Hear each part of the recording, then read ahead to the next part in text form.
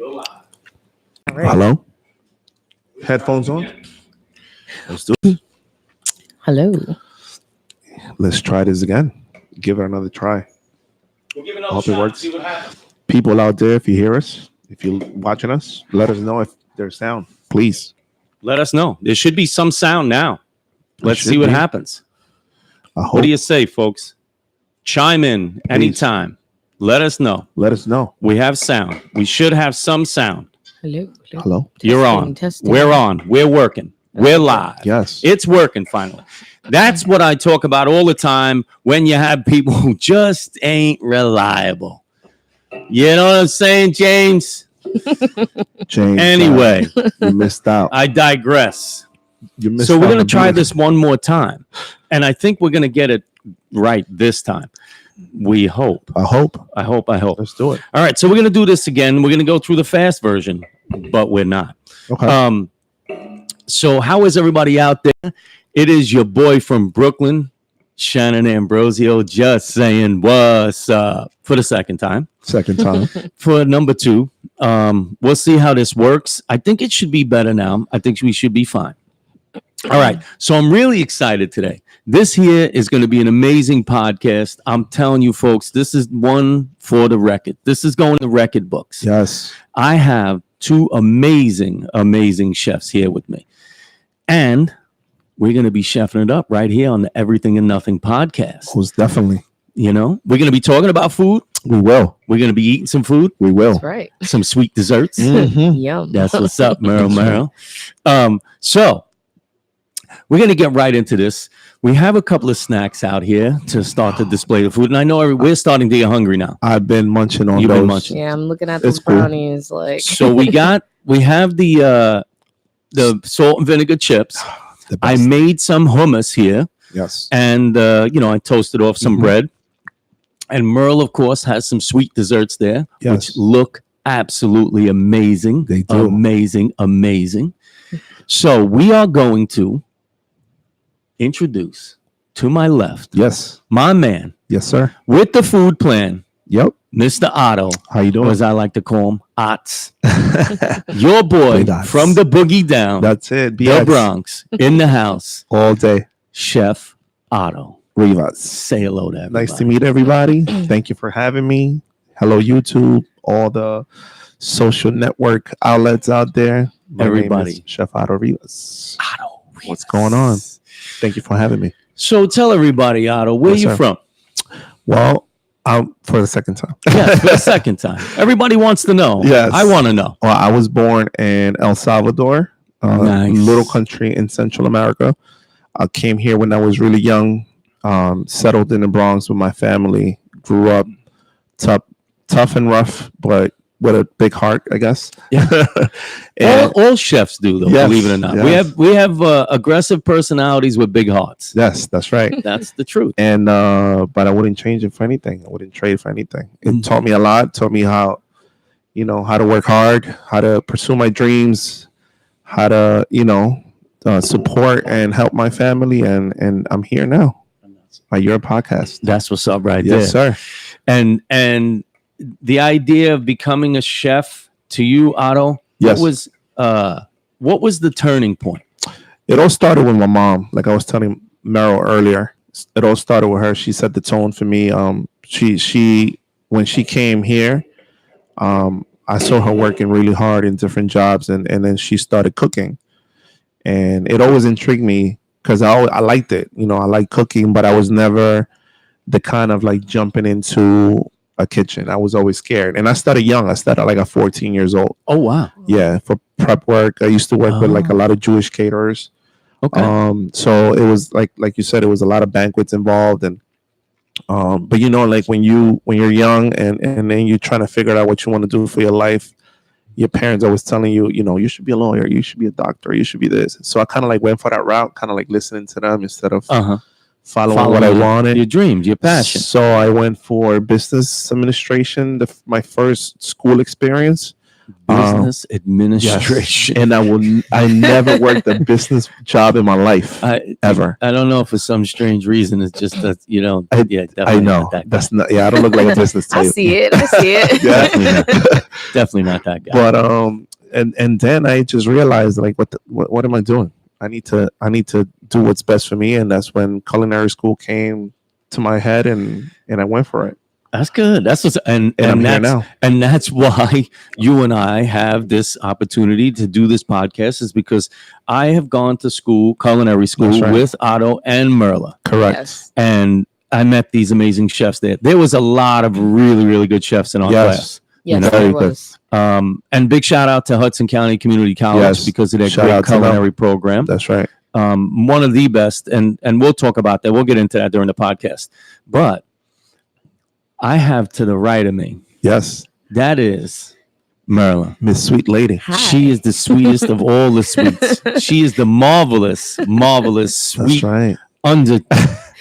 She is. I'm not. You're that the one sweet. that's gonna give us the extra pounds today. You. And she is She is the marvelous maker, Merla. She has an incredible bakery, folks. She is an amazing chef and a very, very, very wonderful person. So Oh, please thank say you. hello to Merla, everybody. Yeah, Hi, standing everybody. ovation.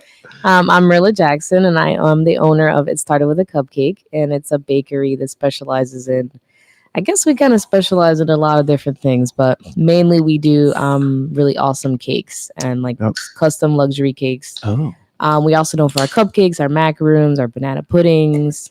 We make everything Hence. from scratch. Yep. So none of that, canned stuff, none of that. If you're coming to our bakery, you're going to get fresh fruit that we hand chopped. And we really just try to make sure that everything is exceptional. That's Excellent. awesome. That's always Exceptional. the purpose. Exceptional. she said exceptional. That's right. Yeah, I want you to like. She's be using like, big this is words. the You're from be- yeah. Jersey. Stop it. Stop it. Well, yeah. Born and raised in Jersey. My background is Dominican and Black, so I gotta bring a little bit of that to That's everything. great. I've also traveled a bit. I used to live in Tokyo for a while. Wow. So- Say it properly. Tokyo. Tokyo, Tokyo. the best times. I've been there. Yeah. Awesome. I've traveled Asia extensively. And Did you like Tokyo? Tokyo. Top cuisines. Yes. Yes. They have amazing They do. food in They Japan. really do. It's actually funny because when I first got to Tokyo, like I knew like Japanese food and everything, but they have like a lot of amazing like French bakeries and like Really? lots of fusion like Asian influence and stuff. I've noticed Asians are not so big on pastries, right? Yeah, but, Their sweets aren't the same as ours. but in That's Japan right. it's a little they have a lot of like French, like really high end French bakeries, Yeah. and like when I was there, we were like They're very went- health driven. went ham like to sweets. But it's funny you said that with the whole French style bakery and the baking thing over in Japan, but they're not big. When I think of French cooking, first of all, I think about, and pastries too, I think about dough. They're not big dough eaters. That's right. Mm. Do you know what I mean? Like you're not going to I've been there and I've been all over China and I've been Korea, the Mhm. whole thing. You're not going into a bread bakery. Yeah. Yes, bread bakeries are not that like prevalent Common. for sure. Yeah, they That's have right. like a lot of like cakes and macaroons and stuff like Mhm. that. And for the most part, their desserts or sweets are not sweet like we know sweet. Yes. Yes, That's that's right. true. They have, They're more subtle. like- yes, much more with the subtle Mm. flavors. Yeah. A lot of bean paste. Yes. Yes, I love And bean cassava. paste. Yeah. But more like on the Thailand, Philippines. Oh yes, Vietnam, yes. they use a a lot little of bit that. different. Yeah. A little bit different. That's right. And that's but that's what the great thing about culinary and being in this field is that we already know taste profiles from places that most Yes, people wouldn't even definitely. think That's of. right. That's right. Which I think is fantastic. First of all, it comes from the culture base that we have, right? Yeah. I'm Irish Italian. I'm You're Salvadorian. Salvadorian, Dominican, Yeah. and African American. So all these eclectic flavors is what makes up what culinary arts really is. That's I true. know, agree. Yeah. It's not, even though we like to say we were all, when you get classically trained, you get trained in the French classical sense, Yeah. right? That's right. Yes. But what you do with that training, like I did when it came to the barbecue, and you guys do, Yeah. you in your bakery and you with your banquet Yeah. stuff, is that you add your own little, That's right. your You expand it. culture. Your Yes, culture exactly. lives in your Correct. food, right? Correct. I mean, it has to come out in the banquet. It cooking. does. It does all the time. You have your little seasoning secrets, your little, all that comes Your into play. sazon. That's right. Exactly. Exactly. And that's the greatest thing about culinary. You get to have, especially in New York City, in this area, you get Yes. to get from the Irish, the Italians, the Puerto Ricans. I always say that we're so whatever. lucky because it's like if I want like anything authentic, I could just be like, okay, I'm gonna hop on the train or even in Jersey. I mean, there's just so much. Like if I want Salvadorian food, I could go get really legit. Like, And that's what's popping nowadays, right? Like the fusion cuisines, you know, like you fuse like Asian American or French and Italian. It's just amazing, you know, where we're going. Yeah. You know? Well, the idea of the culinary world, it changes rapidly, right? Yes, it does. We know that. The flavor profiles, you know, your basics may be your basics, right? You know, you have even portion control changes. Yes. Of course. Very much so. You know, we're trying to be here in America a little more health conscious with food, organic and humane ways, trans fats and all that. Yeah. But also, you know, just the way the food is, you know, made agriculture wise, farming wise. That's right. We're becoming more conscious of things now. Yeah. like you know, really local, more organics. Yeah, vegan and gluten free. You know, I always had this this question, like when it comes to organics, like, you know, in for example, in like Latin American countries, like I can tell you the example, organic foods are cheap.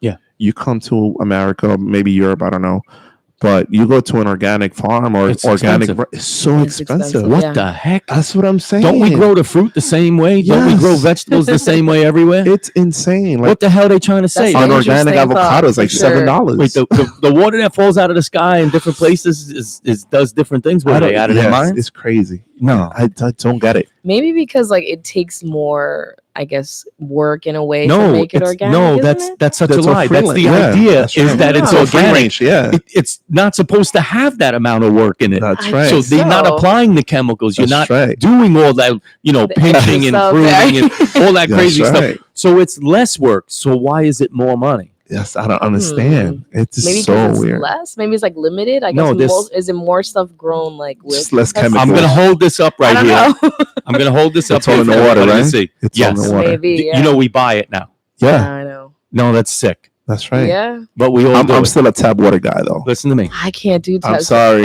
Tap water I'm from in New York Jersey. City. But Yes. see, tap water in Jersey is like notoriously No, it's not it's great. sour. It's not It's great. sour. It still tastes a difference. Yeah. Yeah, but there's nothing better like in a hot summer day of, you know, a whole pitcher of tap water with ice. I'm sorry. All right. So we're going to be doing some amazing things on the show today, right? Yes. Of course, first of all, we're going to be doing a little bit of a cooking demo, Yeah. Oscar and I, and Merle's going to explain to you those amazing desserts that she has there Correct. because I don't even want to say it again. There's a flan on top of a Oh yes, cupcake the there. coconut. There's a Wow. mini flan. I'm going to say it one more time. There's a mini flan I might on skip. top of a cupcake. I might skip the heavy stuff and just go straight for the Straight dessert. for the right? cookie. But what we're going to be doing today on the show is teaching everybody out there because it's end of summer, right? And the last thing in the summertime we want to do. That's why we like barbecuing. We get to be outside, right? Yep. It's hot as heck It in is, the kitchens, right? It is. It's hot as. Listen to me. We're going to be showing how you can cook without fire, Yep. without heat, folks. Let's do it. No fire, no Cold heat. stuff. Cold stuff, but proteins too, because most of the time what we look at, right? So what we have here is I made hummus. Mhm. So hummus is a great meal too. Like what people don't think is that hummus is like it's not a meal. No, hummus could be a meal. It's a meal Because a lot of it's protein solid, involved. yeah, Yeah. solid protein. It's chickpeas ground. It's got olive oil. It has lemon juice. Has fresh. Has chopped garlic. Correct. It's just delicious. And I made a little bit of crusty bread for that. That's right. But that was all done no heat. It was in a blender, and that's basically food. You know that you can have you That's eat right. anytime. You get it from your cabinet. Yes, A can of garbanzos and you're straight. and you're good to go. Yeah. And of course, Merle's going to explain to us how she makes all those desserts look so beautiful. And of course, Mr. Otto is going to be bringing his culture Yes. to the table. Yep. And I stole a little bit of it Okay. because I made almost same thing you did, but Yes. different fishes, Yes. which is great. But we're going to be going through the demo. We're going to demo some food techniques on how to actually cook without fire. Okay. And I love that idea. We're going to be going through that. And of course, we'll eat a little bit. We'll talk a little bit because everybody out there wants to know, really wants to know how to be a chef, Yeah. what it takes. and why we do what we Takes do. a right? lot. I Takes a ask lot of myself people. that question someday. No, I bet you ask that question a lot, though. You know, Now we double guessing why ourselves. we why do went what that we route? do. but we all know, right? You know, we it's our love for food. It's our love for the idea of passing a piece of ourselves on to That's somebody else, right? Yes. And making Exactly. people happy. Yeah. Yes. That reaction is everything. It The really reaction is. To me, it really to me it is. is. Once you make something and your family, whoever your friends just say, "Oh my God, that's so good." Yes. That's everything for me. Yeah. It You know is. what I mean? It is. It brings me a lot of joy and pride. And that's funny because we are the most least apprehensive. We are least on our guard. We are open. We are willing to listen. We are willing to talk, share, and everything. And it's always done around the table, around food. True. That's Yes. Food is becoming such a social part of our lives now. Yes. People don't go out to eat because they're hungry. They go Mm-mm. out to eat because they want to be social to one another. That's true. Yes. So, food is just enhances that, and The we experience. live in an era where, everything's so digital. You see a nice dish. What's the first thing you do? Take a picture. You Snap snap the it. pic, yeah. You snap it. Well, that was the basis for Instagram. Why Instagram was created originally was for chefs. Oh, So- That's a you true see? fact. That's a fact. Yep. That is a fact. True fact. That's awesome. And that's to spread love Yeah. through food. We do that, right? yes. And the sweet side of things. I mean, when I think about, romance, and I think about, trying to get your groove on and shit, and I'll be Sugar, thinking sugar, about sugar, word up, baby. you be trying to. The first place you go is to the bakery, I right? know. You look at all that sweets and over there, and you're like, "Yo, I'd bring that to this girl. I know I'm trying to talk That's to. right. I'll bring her the cupcake with the hot. Oh, I'll bring her the cupcake with the flan. Yeah, I'm that's in there Yeah, like right. swimwear." As So a guy, I always show. Merle brings that to life big time, right? Tell everybody about the bakery. Tell everybody what you got going on there. Well, right now we are focusing a lot on the summer fruit and stuff like that. So, like I was Nice. saying, we have these crumb bars that we come up with, and we have a strawberry rhubarb, and we have a peaches and plum crumb bar. Peaches and plum. Peaches and plum. Well, there was a group back in the day, Peaches and Herb. We got a new group. We starting a new group now. Oh man. But now that we're going into the fall, we're bringing a lot more stuff like pumpkin spice, Good. Listen to me. cheesecake. If and all I that see good more stuff. one more fucking pumpkin spice Pumpkin something, spice. Hey, I man. swear to You're a God. Starbucks Listen. guy, so pumpkin is coming Let me- around the corner. Let me explain something to you. There are certain things that shouldn't be Pumpkin pumpkin. spice. There are just certain Just things. pie. Just pie. Just But wait a minute. You know what they're doing this year? I heard they're gonna pumpkin is it? spice pumpkin. Oh God. No, Are you fucking kidding Get me? the hell out. What? They're gonna start breeding, Are you growing. kidding me? No, breeding. you're joking. They're gonna start growing pumpkins that have pumpkin This- spice in them. There's just so much pumpkin you can have in the fall, man. No. I mean, butternut squash is for there. like the first couple weeks is great, and then it starts getting out of hand No. with the pumpkin Listen to me. pasta sauce, That's and I'm right. just like, okay. Listen, they make the garbage bags smell like pumpkin spice. everything, everything. It's like the toilet paper is Yeah. pumpkin Pumpkin spice. And if they don't want too strong of a pumpkin smell, just sprinkle a little bit of cinnamon. That's it. I'm all for it. Too much pumpkin spice on everything. It's fucking Yeah, ridiculous. it is. It is. Oh shit! I tell you, folks, being a chef, you spend a lot of days prepping. Yes. You spend a lot of nights cooking, Mhm. Yes. and you spend almost all your weekends and your holidays away from friends and family. How's that been on you guys? Well, I don't know if you want to go first. And that's not putting the executive work that we do as well, or the Oh, people yes, that the actually admin and the the administration part of social it. media and the ordering sounds- and I'm talking Sounds about. consuming. I'm talking about the chef life. Yes. We all know nowadays you need to wear a couple of hats in this business. Well, like we said, we also know social media drives business nowadays, right? You know Yep. that, Merle. yes, definitely. So the idea is that even though we're talking about all the aspects, I'm talking about being a chef and the idea of what a chef's schedule is like. Oh, So do you know what I mean? Like, yeah, like I said, you have a baby at home. How Yeah. old is she now? she's gonna be 4 in So December. she's going to be 4. Yeah. And social life, how does it get ruined? what social life? Thank you very much. Well, this is your social life now, Yeah. right? It I is. mean, It truly is. As a chef, tell everybody you're a banquet chef. Correct. When do you I just asked one question. When do you have free time?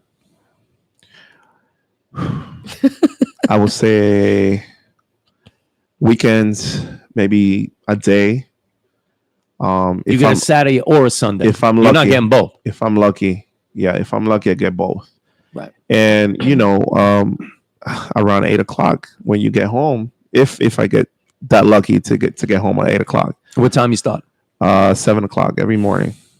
And the only reason I'm starting mid shifts now is because I was telling Meryl, I have no sous chef at the moment, so you So kind you're of got to picking up the cover. slack. You got to cover everything, all fields. You got to cover, checking your cooks, checking your dishwashers, ordering, cooking, cleaning, everything. Oh yes, the cleaning.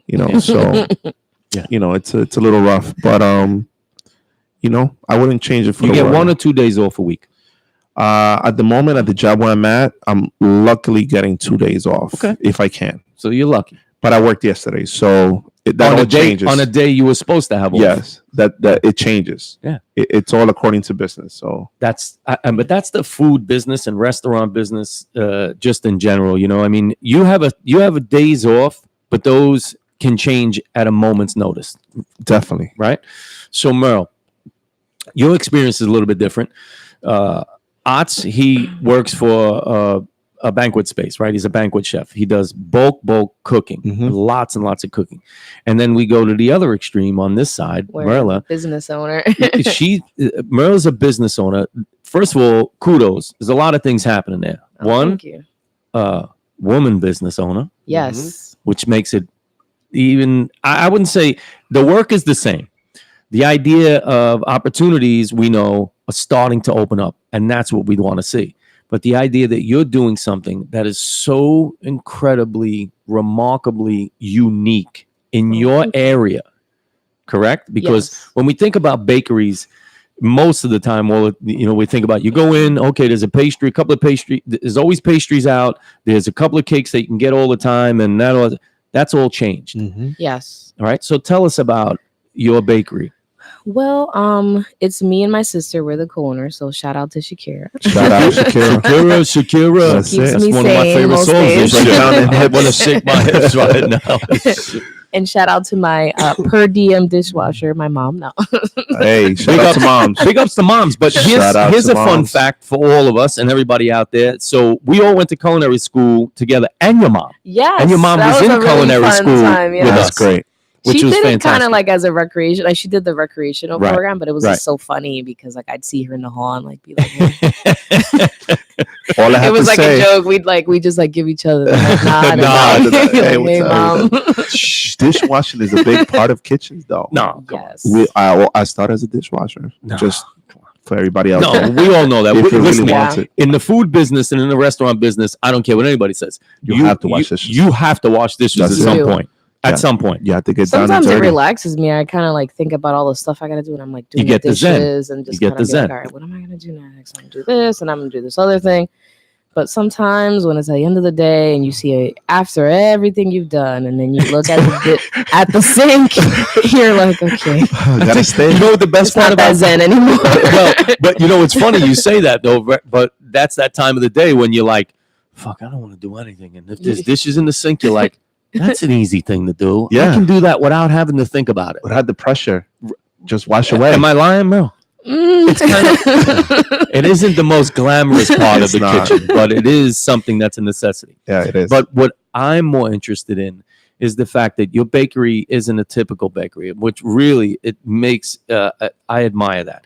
Because the idea of yeah. experimenting with your taste, with the things that you do, it's incredible. So in other words, you are making these unique desserts and cakes to order, beautiful elaborate cakes and what have you, but you're introducing things in a bakery that isn't a typical idea, right? Usually when you go to a bakery, you got Napoleon, That's right. cannoli, you got a chocolate cake, you got a genoise, you got a strawberry shortcake, and we'll write happy birthday on it. Get the fuck out of my store. That's right. And a whole bunch of pies. Am I bullshitting? No. But you, Yeah, there are a lot of like, because we're in a like, especially the town I'm in is predominantly Italian as well, Mhm. so they do have like a lot of like those traditional, all traditional. Yeah. like traditional, which are great. I mean, if you want like a cannoli and that's what Right. definitely you want to go there. But we don't carry any of that stuff because we wanted to kind of do something different with our Yes. concept. So I'm And glad very you different. said that, because we do try to do like Hispanic influence and Asian, like I said, and just try to make sure that everything's from scratch and everything's like, very interesting or With love. Yeah, Mm. That's right. exactly. Yeah. And that's what I admire about the idea of what you decided to do there and take a chance. You know me, I'm all about chances. So if you have a feeling about something and it just feels right, that's what you should do. That's right. I agree. Especially when it comes to food. Yep. Yes. That's how you bring the best out of you, by just inputting ideas and what you feel at the moment, And That's right. experimenting. Experiment. Right? It's just like right now we're like, me and my sister especially, we're going on like the second year now, so we're kind of like Big just- shout out. 2 years is a tough marker To for be a a food business owner. business. Yeah. Correct. Business owner number one, food business even harder than that. Yeah. Wait a minute. Female owned business. That's female right. woman owned Shout out to that. You All understand what I girls mean? out there. So that's Women. right. So that's a big factor there. So tell everybody what's here. So right here we have our French macaroons, and they're kind of interesting flavors. We have a root beer float, a birthday cake flavor, which we actually put real birthday cake into it. Wow. Watermelon margarita that has real tequila. You in see it. what I'm saying, folks? It's gonna get crazy up in this piece That's right it, here. man. We're macrooning it. Macaron. We have our Galaxy. That one's one of our most popular ones. That one has like fresh salted That one's caramel, really cool ganache. looking, too. Yeah, and That's some cool shit marshmallow. right there. So we try to kind of like take the French macaroon like as a vehicle to just kind of do like a couple different. That's what's different trending interesting nowadays flavors. too. Yeah. Yeah. Macaroons. Everybody loves Yes. macaroons, man. I am a big fan. Oh, yeah. Huge fan. Me too. Remember the cupcake stage that we had a couple Yes. of years ago? Oh, Everybody yeah. was cupcake. Everybody was cupcaking Now it's it. macaroons. Now it's macaroons. Yeah. But interesting enough, Merle does both her cupcakes, and we'll see over there when she shows us in a little bit Yes. how great the cupcakes look over there. That's right. I'm really looking forward to that. So we're gonna get this started real soon with the demos. You mind running upstairs and grabbing mind the Your ceviche. ceviche, and we can get started with that. Let's I'm do it. telling you, folks, it's gonna be crazy here on the show today. So just bear with us. We're gonna be doing some cooking demos. That's first of all. We're going to be eating some food. That's the best part. That's the best part. Merle, let's have a little bit of this hummus here, because I really haven't even tasted it yet. And we'll slide this over and we'll get some of that going on here. Hold on. We're gonna get this, we're gonna have a little bit going on here. So hold on 1 second, folks. We got food and everything. Hold on.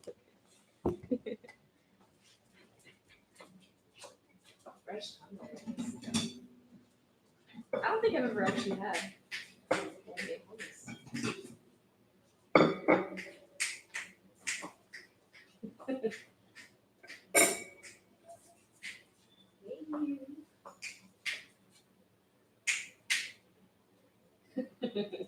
You know how this goes. Yeah. Today is the day. Today is the day.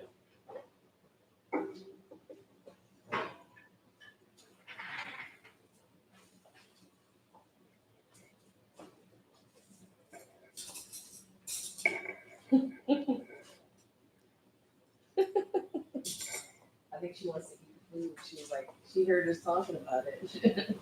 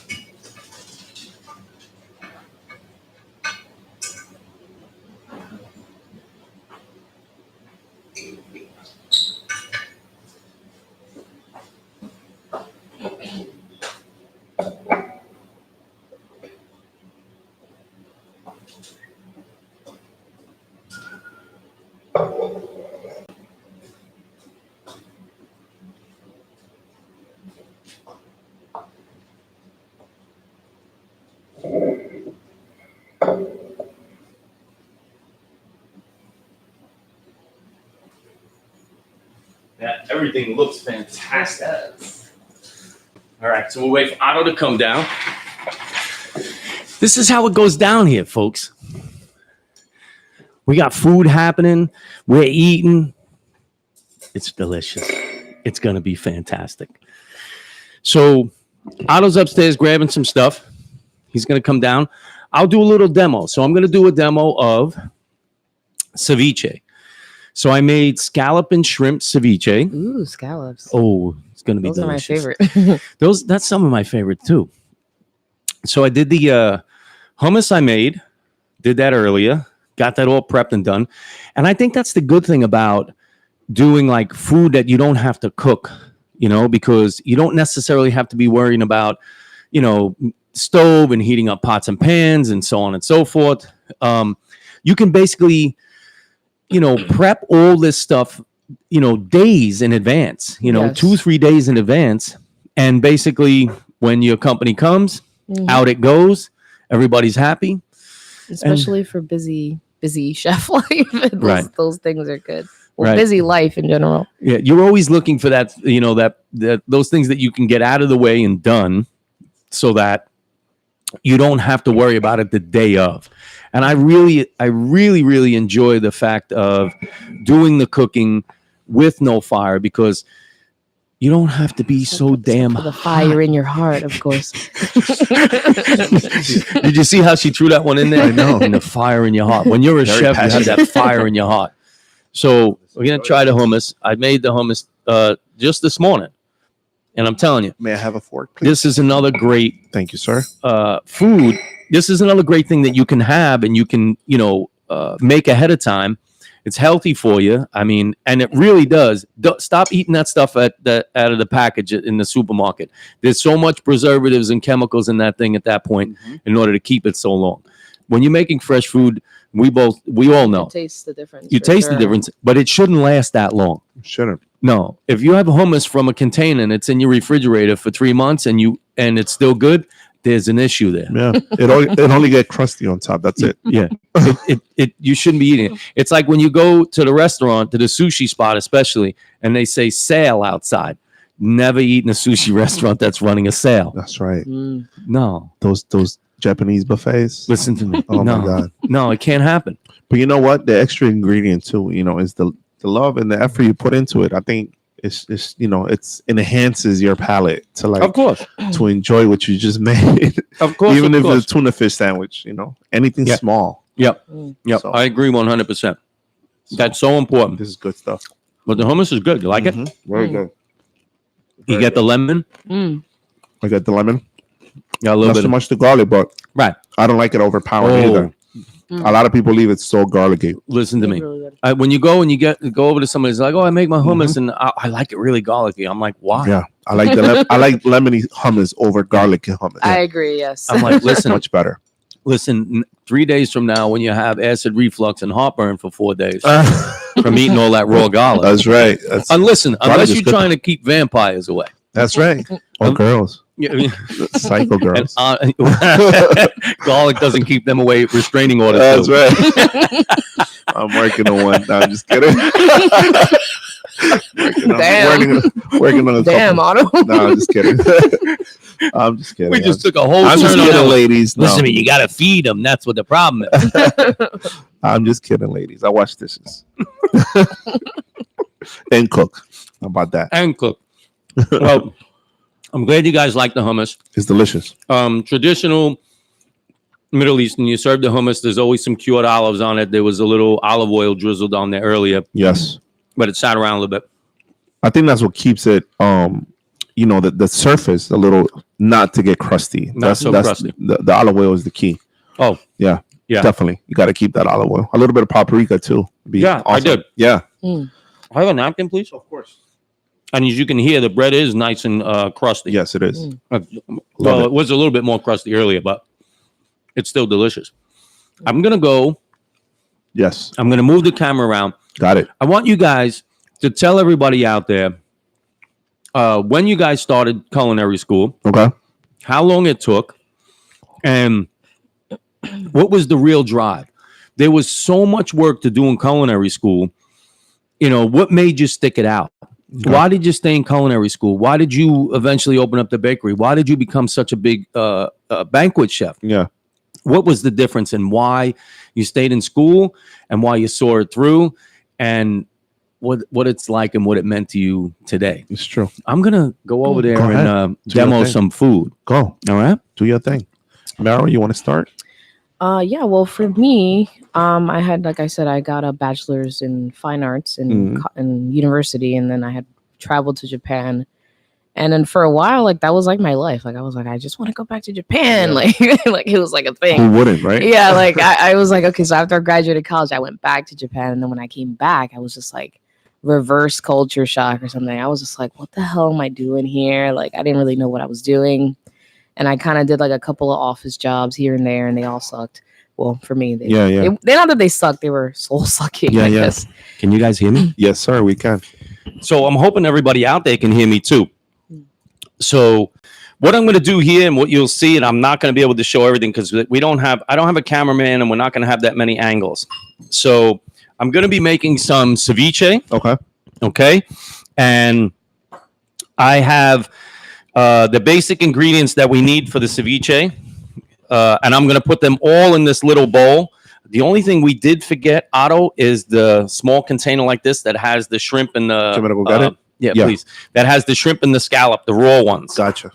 And I'll demo all this. So the idea is we're making ceviche. And what ceviche is basically fish cooked in acid. So you can cook a lot of things in acid. And Merla can attest to that, right? Yes. Talking to the mic. Oh, yes. I got to keep telling them. I know they want to talk to me. But yes, so it's something that you cook in acid.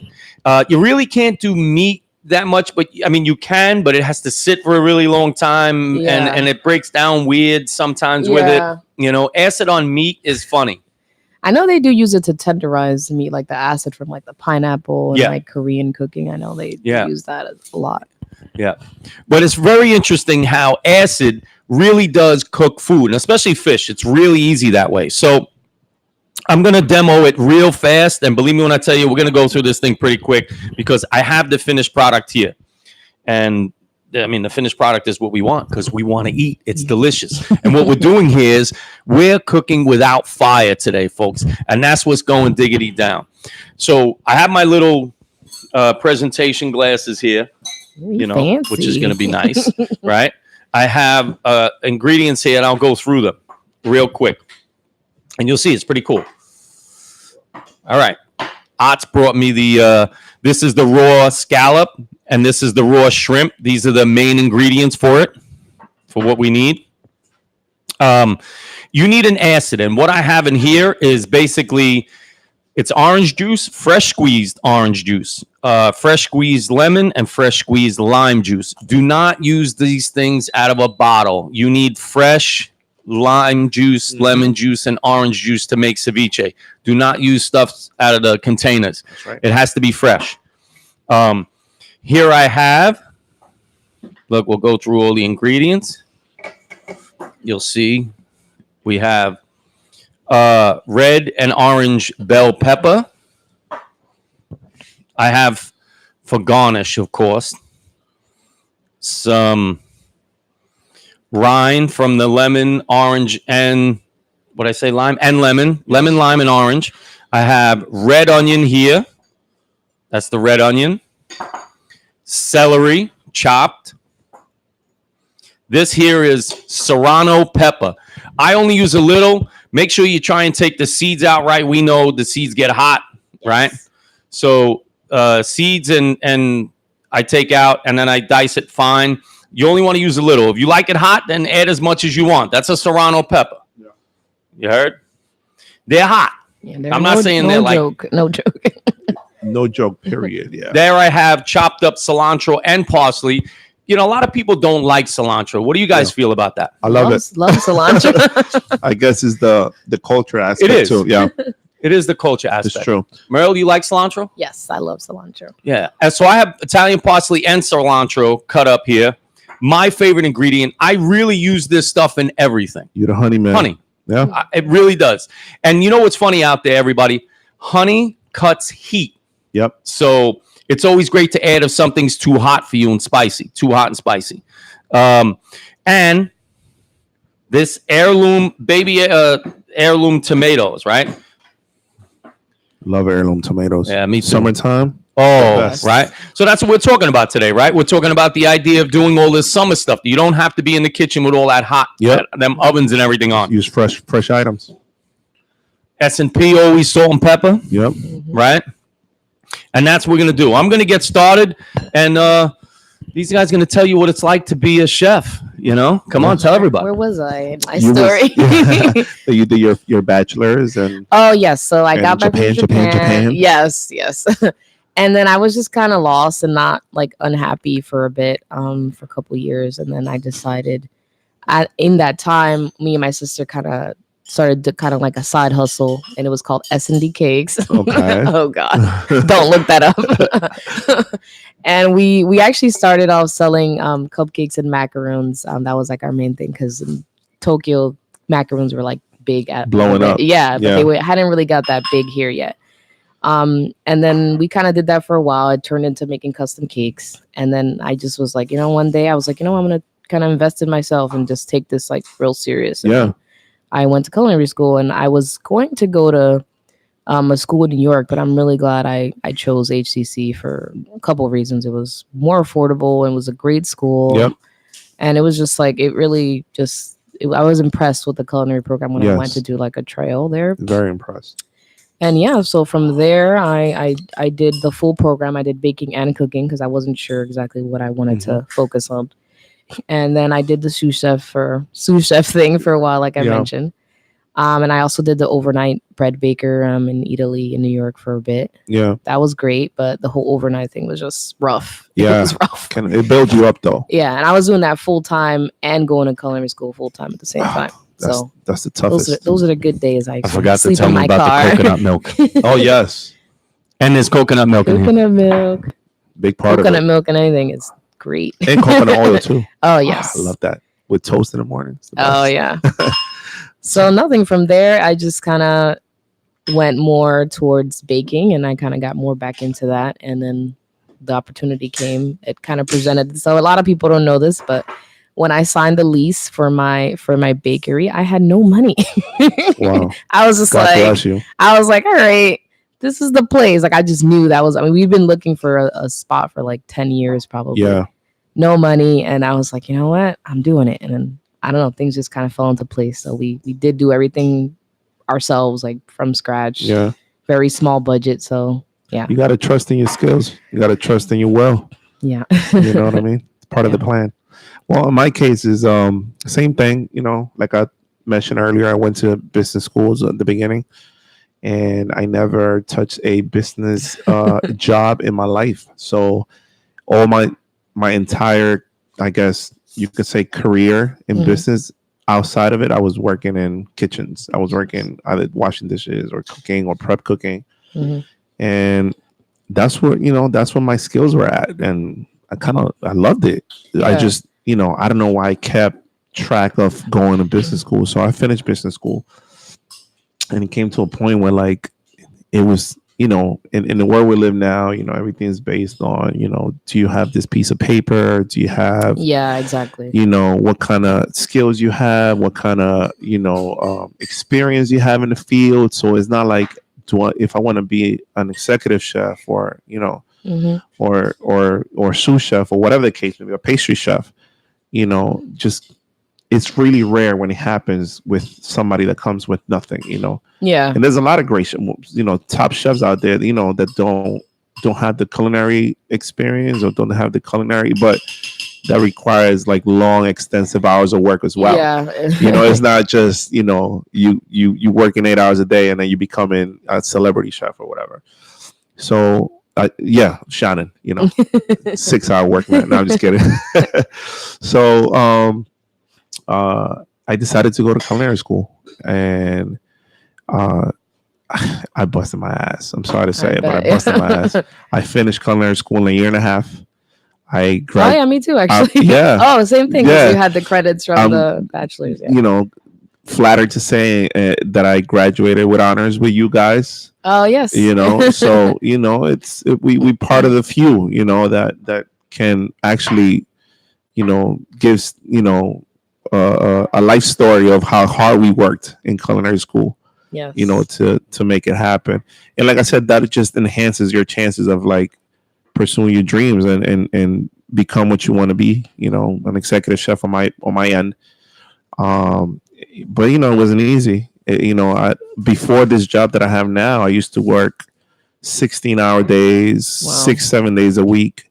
I used to oversee, a banquet department with, 33,000 square feet of space. Wow. We're talking about 2,000 people, Wow. in one sitting. So, to a restaurant, room service, like it's not easy. And then That's a lot. stewarding, purchasing departments, besides, the kitchen, and having all the egos and 15 Yeah, cooks exactly, and yeah. 10 dishwashers, and it's not easy, Yeah. but it just builds you. It builds you up, It does. It and does. and it just makes you appreciate what you do. Yeah, chef life is a tough life, but if you love it and you up for it and you have the skills for it, it's the life for you. I remember, I don't know if you guys remember, but I remember Chef, I think it was Chef Park or Chef Bensi, one of the two. I think the first day of classes, he told us, he said, why are you guys here? And everybody just kept looking at each other like Like, why we're why? here? And then he just said, you guys are here because you either love it or because you're fucking crazy. And it's true. Like if you pick this career, it's because you either love it, because if you don't love it, Yeah, you're not gonna suffer. Yes. You're gonna suffer. You're gonna suffer a lot. So I'm blessed. I'm here now, and I can't complain. Let's see Yeah. what happens in the next 30 years of my working career. So, what are your long-term goals? Do you want to kind of have your own restaurant one day, or is it I kinda- thought about that. I thought about either owning my own restaurant or having my food truck, or there's so many options now that I can go There is with. definitely. But at the moment, like I was explaining to you earlier, I kind of in a comfortable space right now because I get to spend time with my kid. Not all chefs have that luxury. Yeah, yeah, Excuse me. So, I'm actually taking advantage of that now. When she grows up and she's a little bit more independent, then I can decide whether I have the capabilities of moving on and being my own boss. yeah. That's smart because So- the business, like, I guess, like, it's either, I feel like we're on the holy grail, right? Like, as Yeah. the two ends of the spectrum, it's like an executive chef or like owning your own Yeah, place. yeah. And I feel like they both have advantages and disadvantages. I mean, it's the same. To me, it's probably the same level of responsibility. If you're a Yeah. business owner, it's like you acting like an executive chef. Yeah, exactly. You have to oversee They're the both operation very, regardless. like, they're both very time consuming. Very, very much so. So Wow. yeah. So like I said, at the moment, I'm happy to be where I'm at. With my personal life, which is time with me and my kid, and moving forward in the future. If like I said, when she becomes more independent, then maybe I can Yeah. think of She might even help a you business out and venture. be- Yeah. be Oh a no, I'm chef, a trying to little keep. chef. I'm trying to keep her away from the culinary world. Scarlett, you need to become a lawyer, please, or a doctor. I know. I was telling my little niece that she was like, I want to be a baker, and I was like, no, you need to be a doctor. Yes. Or like, but it's kind of funny because you mentioned before that your parents kind of told you the Yes. same thing. So now It's true. we're like kind of But look, perpetuating that cycle. I ended up becoming what my mom is. Yeah. So hey, you never know. My daughter asks me all the time, yeah, hey, Daddy, what are you cooking? What are you cooking today? Can I come to work with you? Oh. I said, you can come and eat, but not to work. Eat, not work. So, but we'll see what happens. I was always intrigued by food trucks though. Yes. Always. Because it's like trendy, is what like the youth wants nowadays, like they want to explore, you have a simple menu, like, I don't know, 5 or 6 dishes on Yeah. your truck and you done for the day. And with social media the way it is now, like, you could really like make your mark. I mean, you really just have to. You're right there. Oh wow. Well, you went. That looks amazing. Come on, man. You're going to put me to shame now. Got the That's fancy awesome. display. Fancy. That looks amazing. That looks amazing. Okay, everybody. Ceviche is served. Now, here's the one golden rule, right? So we're making ceviche, we're cooking with an acid. This is not fire. So when you're making the ceviche, you need approximately 2 hours or more that the fish stays in the acid. Correct. Do not eat it before, because if the fish is not Quality, you you can get sick. You will get sick. So make sure you remember that, okay? Make sure your ceviche sits for at least 2 hours. You can have it sit for a little bit more. Having ceviche soak too long is not a good idea either. Every 30, 40 minutes, I go in, I turn. Yeah. Right? Yeah. Go in and turn, It because breaks the down. acid It has breaks to it break down. everything down, and Yeah. everything has to get coated with that acid. That's right. Yeah. So every 30, 40 minutes, I go in and turn. And after 2 hours, I know I'm ready to eat. That's but I can right. let it sit in the refrigerator actually 8, 10 That's hours. right. Overnight, yep. is good. Make sure you're straining, though. Yeah. Like, don't serve the ceviche in soup.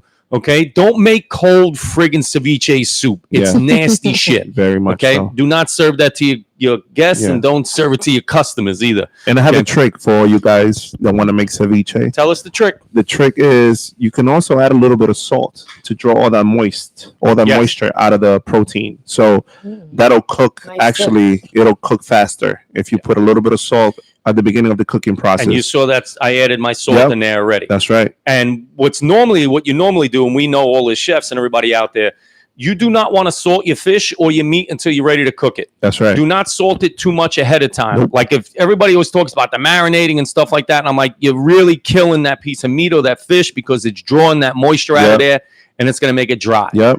Unless you're making ceviche. Yeah. That's If you're right. making ceviche, then by all means, get the acid in it. But look how nice, folks, right?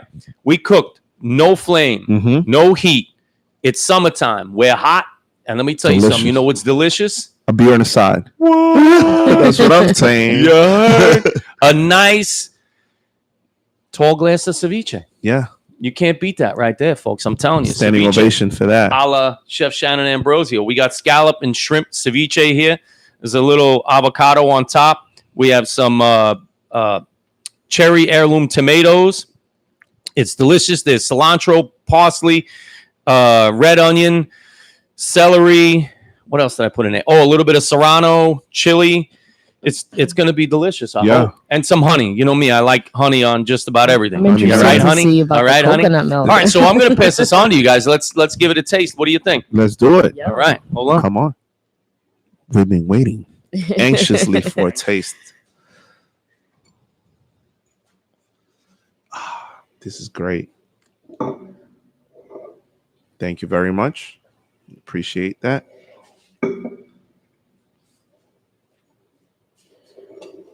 Wow, this looks Yum. amazing. I feel almost bad, like ruining it. You let me know. Enjoy.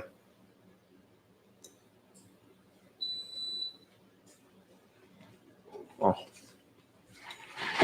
What do you think? ceviche is so good. It's delicious. Coming It's from delicious. It's amazing. Yeah. Try this. What do you think? Oh, wait. New fork. Merle, let me try some. Pass that over. Should I give you the typical chef explanation? No, you have to give me that one. The That's the typical- one I'm expecting. Wow, the freshness of the heirloom tomatoes and the acidity, it just complements itself really well. All the horse shit. Or you could just say it's fucking delicious. Oh, it's fucking delicious. Big shout out to Action Bronson with his show. Yeah. Fucking delicious. That's right. That's fucking delicious. Action Bronson. Yep. He's doing it, folks. Yeah, I love your music, man. It's amazing. Yeah. And your show too. The show was good. I like We when you have get ceviche. stoned and you just eat, man. You just Word. eat away. That's Shout outs what to I'm- Queens. Yeah, big shout out to Rockaway. Well, that's where he's from. You know what I mean? So in here we have the shrimp and the scallop. Tell me what you think. It's good. What do you think, Merle? It's great. It's like cooked just perfectly. It's not overcooked. It's tender. The And avocado, man. the zest of the It just citrus gives it a really different just- dimension. So good. Are you getting any heat? Not at all. No. Well, maybe because I'm a heat person. So No, maybe no. my level of heat is like up there. I didn't put a lot in. Okay. I'm not a big spice fan. I don't really like them. Things that are too spicy. No, Yo, it's tender as heck. Mm. the tomatoes are great. That's really good, I folks. really like the crunch of the celery in there too. Me too. You know, coming from where I'm from, this is our like That's a staple. Yes, we die for ceviche. Ceviche is like our, you go to the beach, you enjoy yourself, you have your fish, whatever. But ceviche and cocktails are like, we call cocktails, not like drink cocktails, but Right. in our countries they call them cocktails, like shrimp cocktail, or and then you have like conch, or you have like squid, or all these great seafood items that just go well, and they so fresh. We see them coming out the ocean, and they just make it for you right there on the spot. It's amazing. It's great. These are great because this is a summertime eat. Because basically, you could be at the beach, have a bowl of ceviche, That's it, man. pass it out, a bunch of your friends, nice cold beer, glass of wine, and it's a light food item. Like you don't have to be stuffed and go swimming. Like you could just have your ceviche and enjoy yourself. And you got to wait the hour after you and eat, it really right? pairs well with like. That's right. It pairs well with like a beer, like you said, like Yeah. a nice cold beer. Well, we don't have the right beer, but yeah, it does. But this is really good. Good pairing with this is Prosecco. You need something because of that nice acid. You need a bubble. I like champagne with this. I like Prosecco with this, sparkling wine. A really light beer, believe it or not. I love Pabst, PBR, Coors Light. A really light lager. Yeah. You know what I mean? I love pale. I love pales. Pale, yeah. Yes, with ceviche, amazing. You know, or even a tomato cocktail, like a Bloody Mary. Yeah, Bloody Mary. I've never had a Bloody compliments. Mary in my whole life. Really? no, they're delicious. Tomato juice upstairs. Yeah, I always like go to order and I'm like, I have rum. I have rum and vodka. Here. Oh man, we could do either we one. got some lime. We can, we can really make them. Yeah, could throw down bartending skills too. What do you think? Yeah, we're not playing over here. Brooklyn and the Bronx, in Jersey. What's funny? We got in culinary school. We see what people don't understand is that everybody at this table has a full culinary degree. Yes. It's very hard nowadays to get what we have. Yep. Because most people have specialized degrees now. They're either bakers, bread makers, a kitchen chef.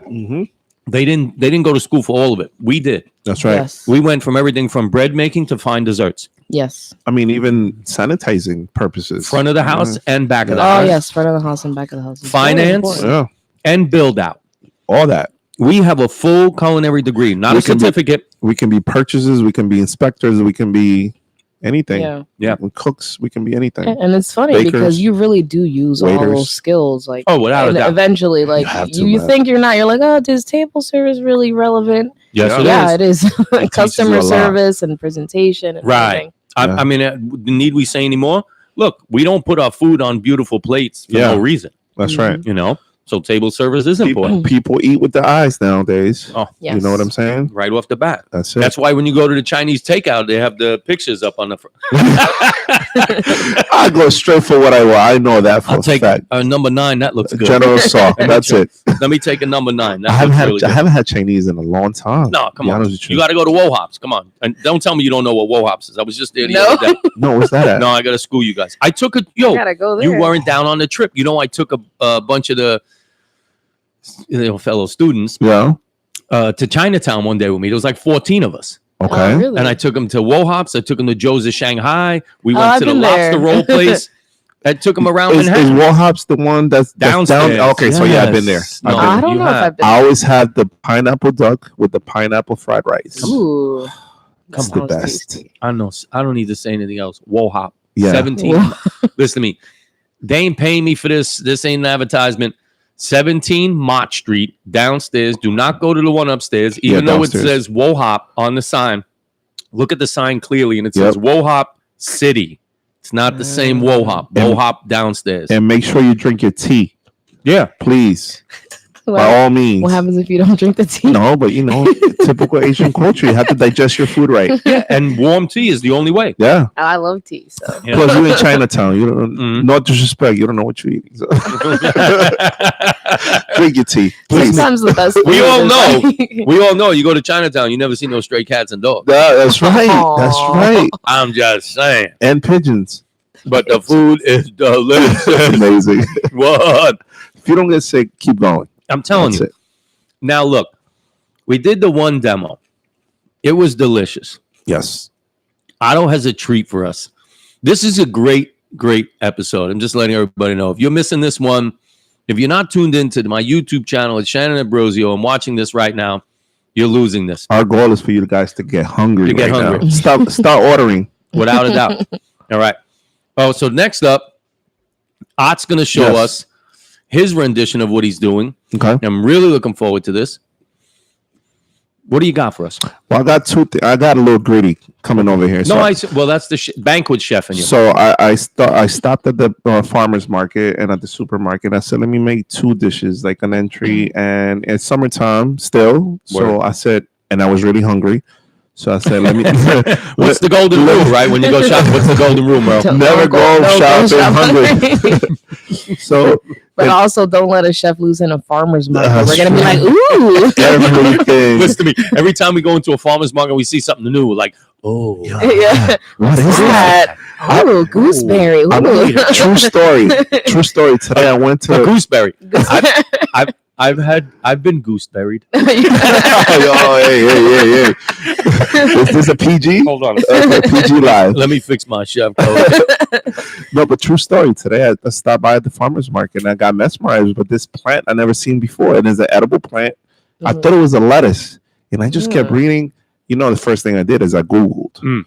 I forgot the name of the actual herb. I think it was like an herb lettuce, but I was intrigued. I'm like, I need to try this. I need to immediately. Isn't that funny? As a chef, that's what we do. Like, if we see something, we're like, can I try that? And people are like, what? I'm like, no, just in the raw state that it is. I would just want to eat that. That's right. Yeah, I just started thinking all the dishes that I can, put. So we always do this too, right? When we go and try something new, we always reference, right? All right, you're like, okay, so what does that taste like? Yeah. It kind of tastes like a cross between. Don't you hate the people that say, "Oh, I don't like this," and they never had it before? Oh yeah, that drives me crazy. I don't speak to those people. I know a couple. Listen to me. If you're out there and you're one of those folks, you can't hang out with us. No, man. Try everything. I try. And twice, just to make sure you didn't like it the first time. Yes. Yeah, that's true, actually. Yeah. Because like when I was a kid, I tried Thai food once. I was like young. I don't think I was ready to like try Thai food, but I had it. And I was like, And then I had it, and I love Thai food now. Right. So you see what I'm saying? It's kind of like liver. When I was a kid, you're not a liver person. Listen to me. You'd have to crucify me, strap me down to shove liver in my face. And I love liver. But what's funny is listen, I can't eat a liver steak. Don't get me wrong. And you know how healthy that is? No, it is. But wait a minute. Pate? No, come on. Yeah, I spread that shit on a dirty sock. Yes, me too. I don't even get extra onions. Pickled bread onion, no less. And get even better. And a hard-boiled egg. Why not? Word up. Come on, man. It's crazy. I went to this Middle Eastern restaurant over here that I went to, and I've been going to now for a little while, and I like them over there. It's called Istanbul. And the other day, the chef comes out and they recognized me the third time I went there. And the guy's like, hey, you're the guy from the... And I go, yeah, that's me. Well, take some pictures. And he's like, I'm bringing something out to you. He brought out... They did the liver. They marinate the liver and it breaks down the liver because liver is tough. Yes, it's dry. It is. So they marinate it in something and it breaks it down a little. And then they cut it up into little cubes about this big. And then they flash deep fry it with these spices on it. And when you get it, it's like tofu, but liver. We're talking about beef liver, correct? Yes. Okay, not chicken liver. Calf's liver. And what they do is then they cut it into cubes and they flash fry it. So when it comes out, it's got that little crust on the outside, it's golden brown. But when you bite into it, it's like pillows. It just it basically disintegrates on your tongue. That sounds amazing. So you know I what? might have to give liver a second chance. So you know what I did? I'm over there eating, and the chef comes out and he's like, "What do you think?" I'm like, "Listen to me. I'm gonna hip you out. I'm gonna hip you to something right now." And then you're going to thank me 3 weeks from now when you put it on your menu. He said, what? I said, you're going to do exactly what you did right there. You're going to let them get a little cold. Then you're going to throw them in the food processor. Yeah. I said, and you're going to add a little bit of herbs to that thing. I said, and you're going to, when you put your mezza out, that's the Middle Eastern appetizers. I said, you put that next to the hummus and you serve it with that beautiful Turkish bread right there. So he went in the back, of course, whipped it up, spread it. And he's like, wow. I'm like, the first one's free. Stop copyright your stuff. The next one is going to cost you. He's like, I don't know. I never thought of that. And I go, Yeah. So that's a Crazy that's white a boy. great spread. I actually thought about bringing Turkish bread today too. That's my favorite. I love it. My all-time It's favorite delicious. is Turkish bread. I saw it. Actually, the farmers market was Turkish. Actually, I'm lying. My favorite bread of all time is baguette.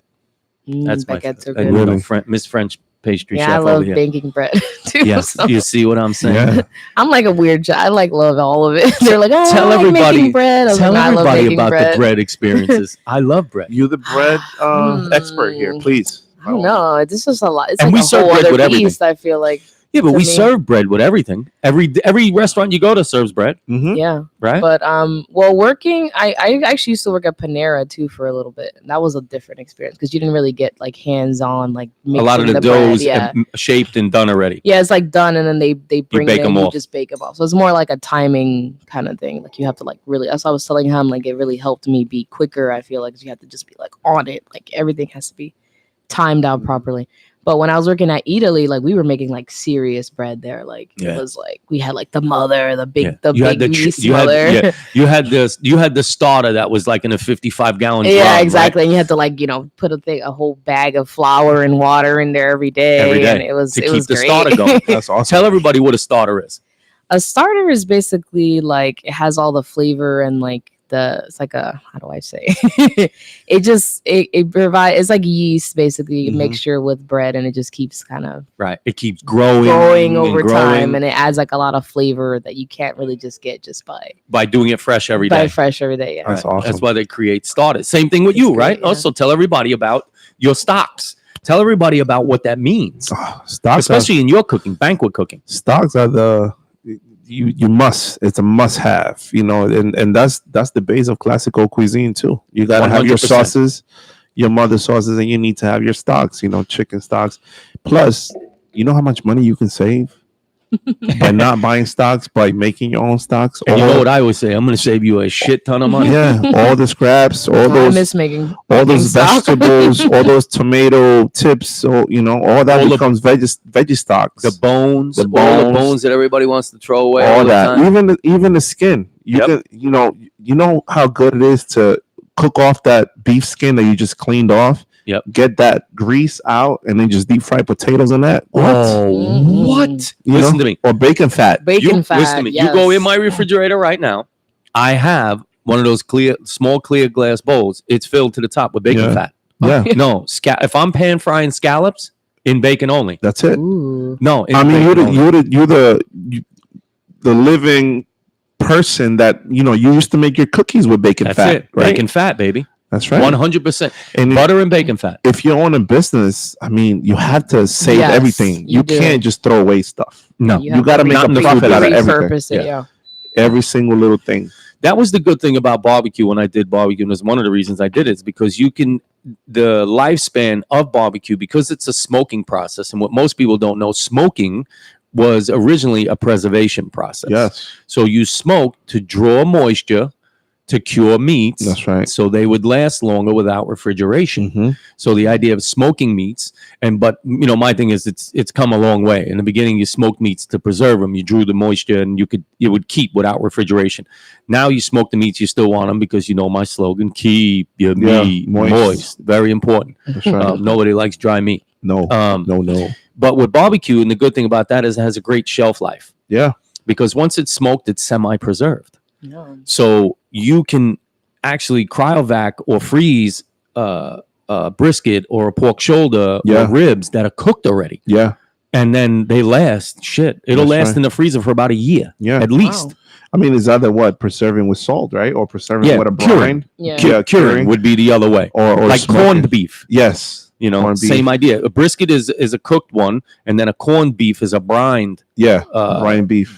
Same cut. With coloring. Yeah. Yeah, same With cut. the They use sulfites the and all that, the yeah. sulfates and all that shit to give it that That's color. right. But it was originally brown, folks. Yeah, it was. It still is. It's Still is. well, not technically. It's red when they corn it. It turns. No, to I'm like- saying, but it just plain brisket. Oh yes. Yeah, Yeah. yeah. No, of course. Right? Yeah, just plain smoked brisket. Yeah, of that's right. course. Yeah. But no, corned beef is different. Yes. So, Arch, you're gonna make us some sandwiches Yes. and And I'll show you my ceviche. ceviche. All right, so let's we get go. to that. Right. So we're gonna go over there. I'm gonna move the camera real quick, and then this way we can see Arch when he's cooking over there.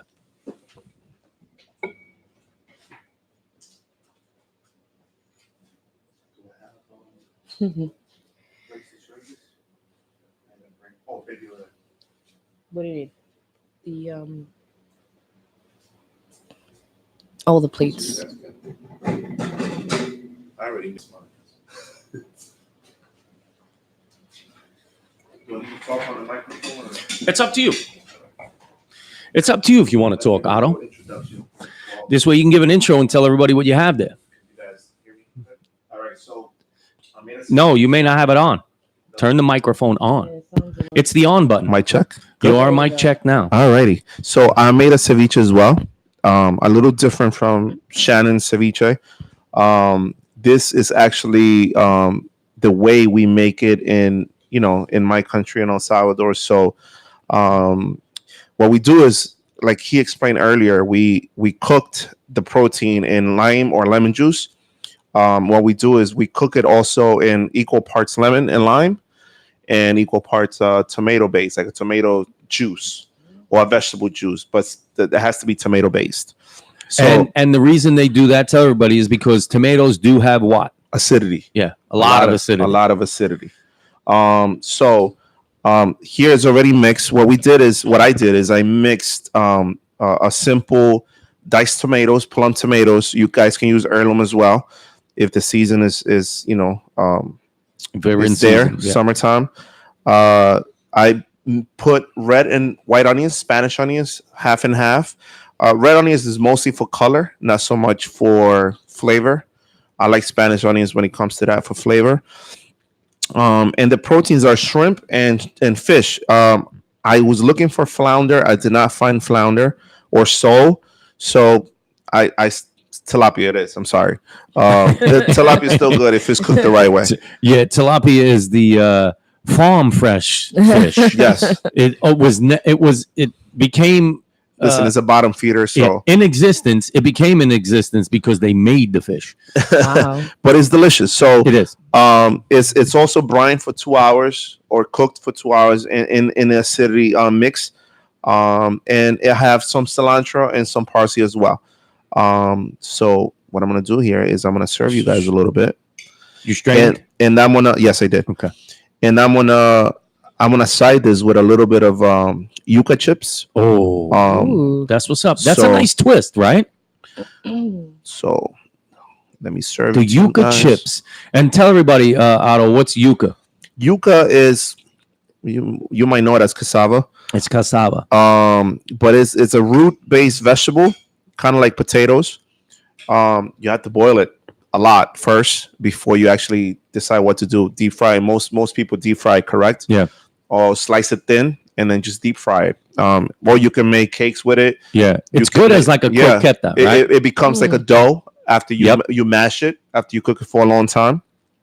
You can make pastelas or empanadas We and actually stuff make with empanadas out of it in yuca as DR. well. So it's great. We love it. It's we eat a a lot. starch. So for everybody out there, Very basically yuca is a starch. It's like a potato. It's a root.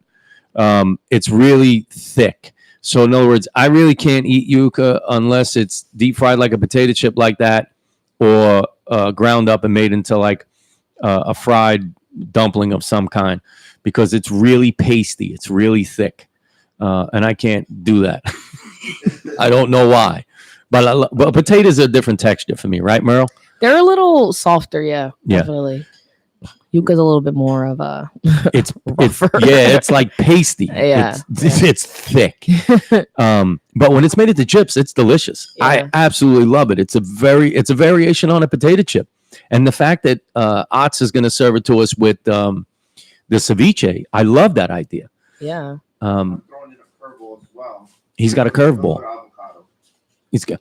Well, I put avocado on mine. So what curveball did you have there? You didn't have a curveball at all. I'm sorry. You threw a sinker just now. The honey was your You threw it. Yes, honey was my sink. Was and my the curveball. coconut milk was pretty. Yeah, and the coconut. I like the coconut milk. I love coconut. The flavors. I love those flavors. When I think of ceviche, though, I always think summery, Caribbean, islands, beach. Oh, thank you. I just absolutely love that stuff. Thank you, Otz. So Otz, you're gonna get one for you. Sandwiches too.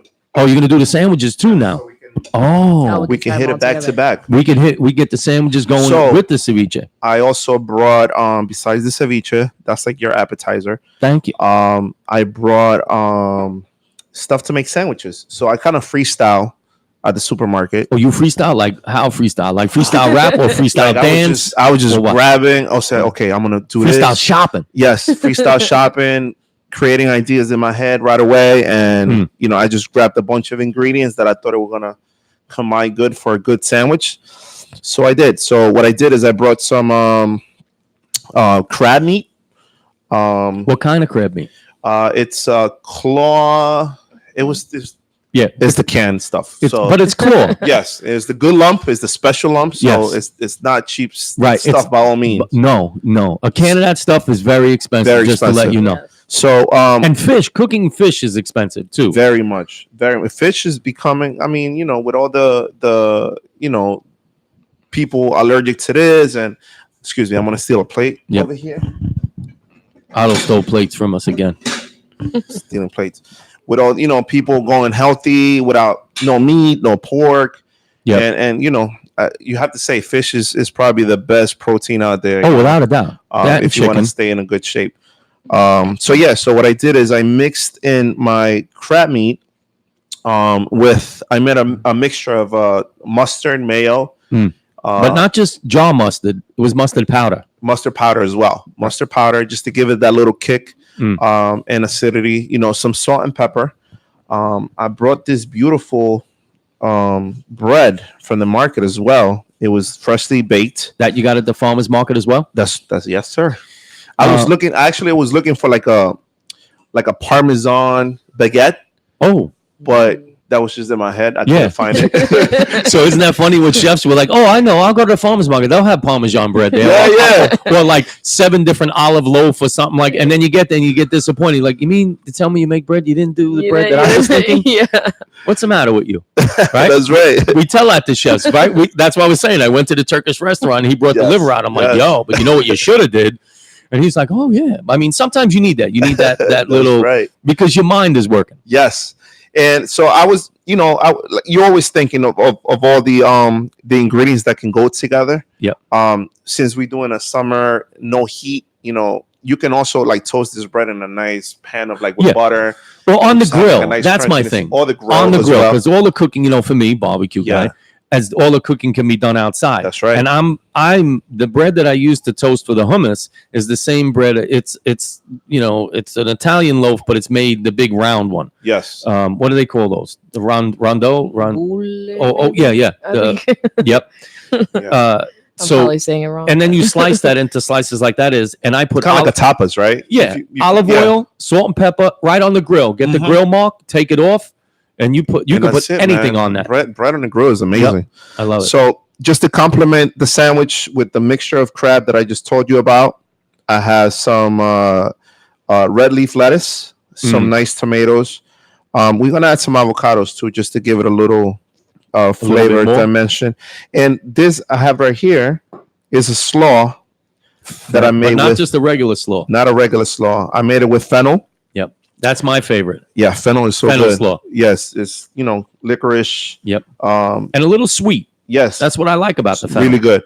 It has the little crunchiness as well. Do you cook at all, Merla, with fennel? I was The just flavor, thinking, like I anise, don't- like those flavors. You can get those from extracts to use in baking. I mean, yeah, I've done like a anise like lemon Yes. stuff before. yes, I love very that good. combo. Anise and lemon with honey. Yeah, yeah. Actually, when I was in DR, it was just funny. Like they used to sell these like street drinks. It was like ice, and like they have like the lemon one. And my grandfather used to give me like the lemon one with a little bit of anise in it. And it Oh, was nice. so good. Oh, delicious. I should make that into a cupcake. Or Yes, you something. should. Listen to me. I did when I first started the food truck. I didn't sell anything except for bottled water, and I did a thing called the Star Lemonade. So what I did was real lemon juice, and believe me, I can attest to that. I squeezed lemons Oh yes. out the ass the first year I had my food truck.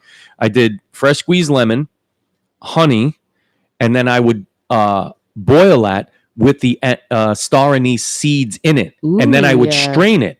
So the lemonade would have the honey, and then it would have the anise flavor. And when I tell you, it was absolutely delicious. So I actually made like a lemon tea, Oh, nice. and then I would put it over ice, and it was that incredible. Sounds great. Oh, it was really good. I haven't But had that may that be in a years. that may be a great icing. Yeah, for a that would be, cupcake. a lot of people are kind of like on the fence about it, but I think if you have subtly, it's Yeah, pretty, it can't really be, good. because it can overpower Yeah. real quick, and that's something you don't want to do. Mm. So I definitely think that might be something you should try. You know, it would be, and here we are as the chef. I'm going to make a suggestion.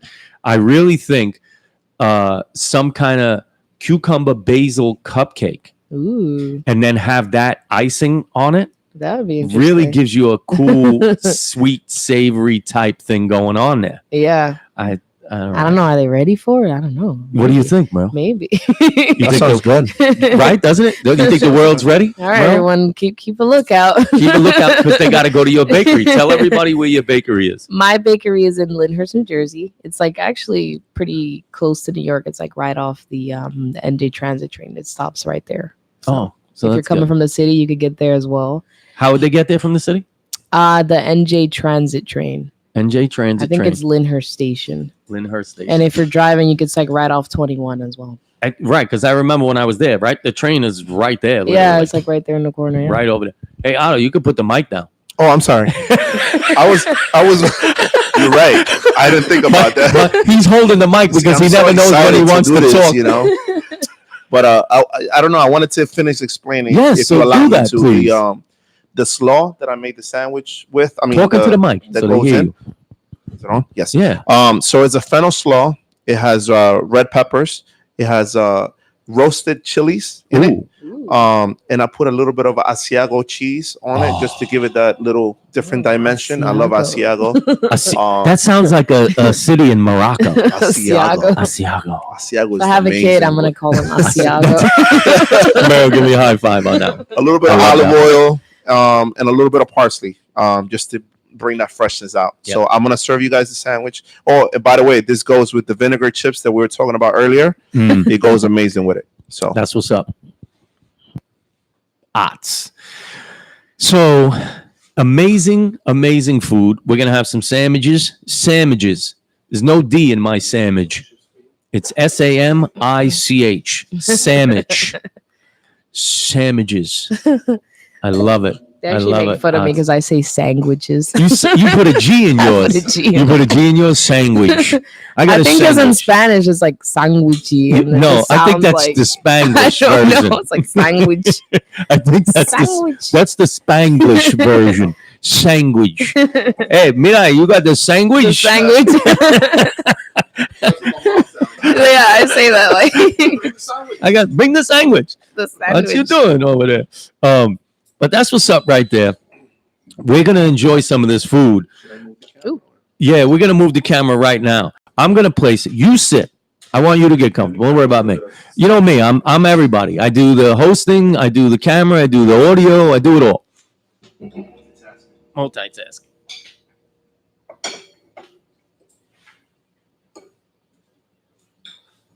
Stay right there. Yeah, and then walk over. Perfect.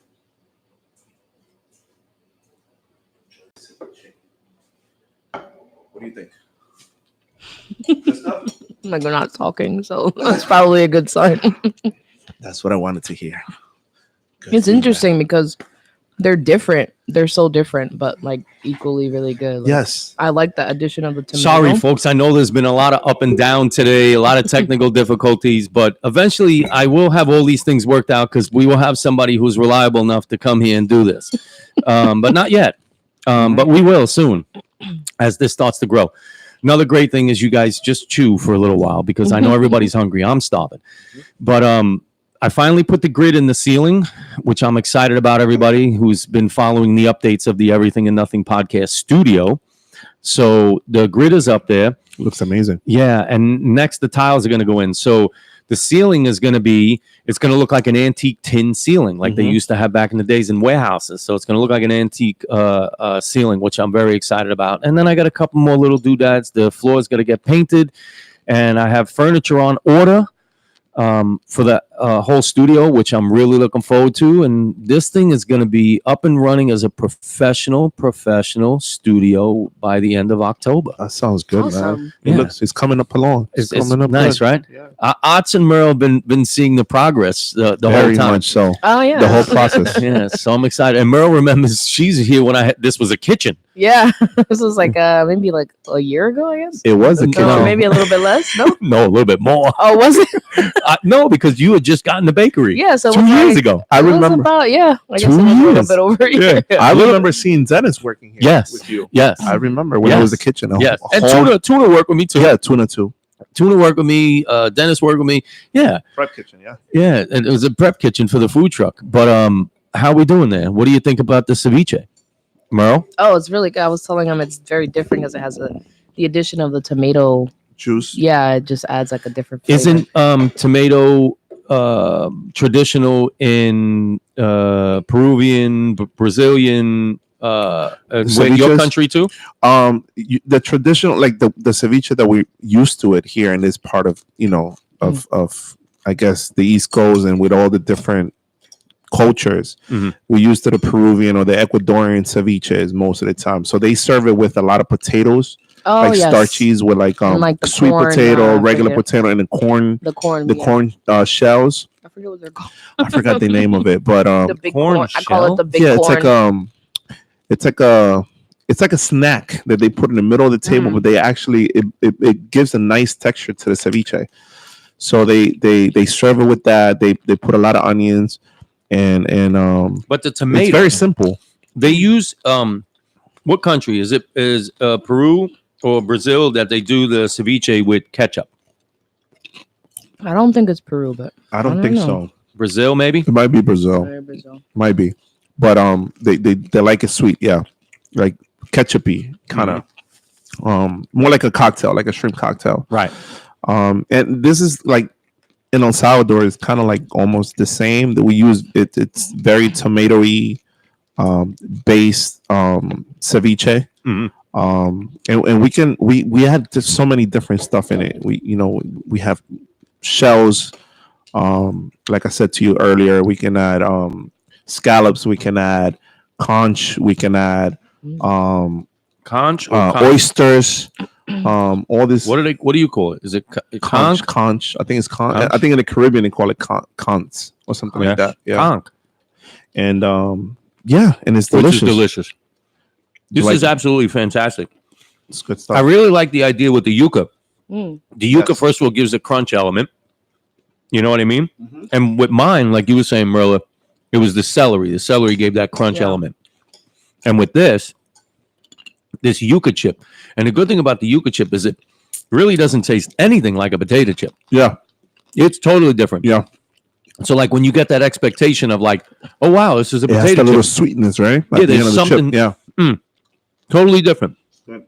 And the avocado, we all know, avocado adds a great flavor. It's good fats. It's good for you, and it adds a creaminess to Yes. things. Mm-hmm. especially if you're looking into cooking cold, like we just said, like for the summer, like you don't want to be inside and turn the oven on or the burners on. Avocado is a great complement for every meal. Every meal, Yeah. every single In meal. a salad with your rice and beans or whatever you'll have in it. I cut my avocado up. Actually, I chunk it up. I put it in a bowl, lemon juice, salt, pepper, olive oil. That's it. That's it. I'm good. Or even in a sandwich, you can grab 2 slices of bread, spread put a it little on bit of toast. avocado, some Spread it on coconut toast. oil, some honey, some, you know what I mean? I'm telling you, And you have in a Toast. sandwich. you spread it on toast. It's delicious. So It actually, we actually have used it in a sweet way as well. You can just get avocado and mix it with cocoa powder, Oh wow. and it's actually like a vegan dessert mostly. But you get avocado, cocoa powder, and a little bit of sugar and whatever flavor, maybe fresh raspberries, and you puree, and it just turns into like a creamy, like chocolate mousse. It's No really- way. that's crazy. I bet the texture is just like chocolate mousse. Yeah, it's really good. It's actually a good keto dessert too if you want to do it with no sugar. I've seen just somebody add- making a pound cake, avocado pound cake, Mm. and it was actually it looked amazing. I didn't have it, but I was like, wow, I never Avocado thought of it. pound cake. Avocado pound cake. I Are was we impressed. going to get dirty with the sandwich? Yes, please. By all means, dig in. I hope you guys like it. Can everybody hear me crunching? And that's a freestyle sandwich too. So Freestyle? freestyle, Like TKA? like Biggie Smalls, the million and the mansion, the yacht, all Two that. weed spots. That's it. No, but that's not freestyle I got music. 7 Mac We need 11s. TKA. Oh, okay. One way love. That's what you need. That's freestyle. All right, so we're gonna get down on the sandwich here. We got the crab meat. Mhm. We have the fennel slaw. Mhm. We have the red bell pepper. We have some beautiful leaf lettuce. Right? Yes. I'm digging in. Go ahead.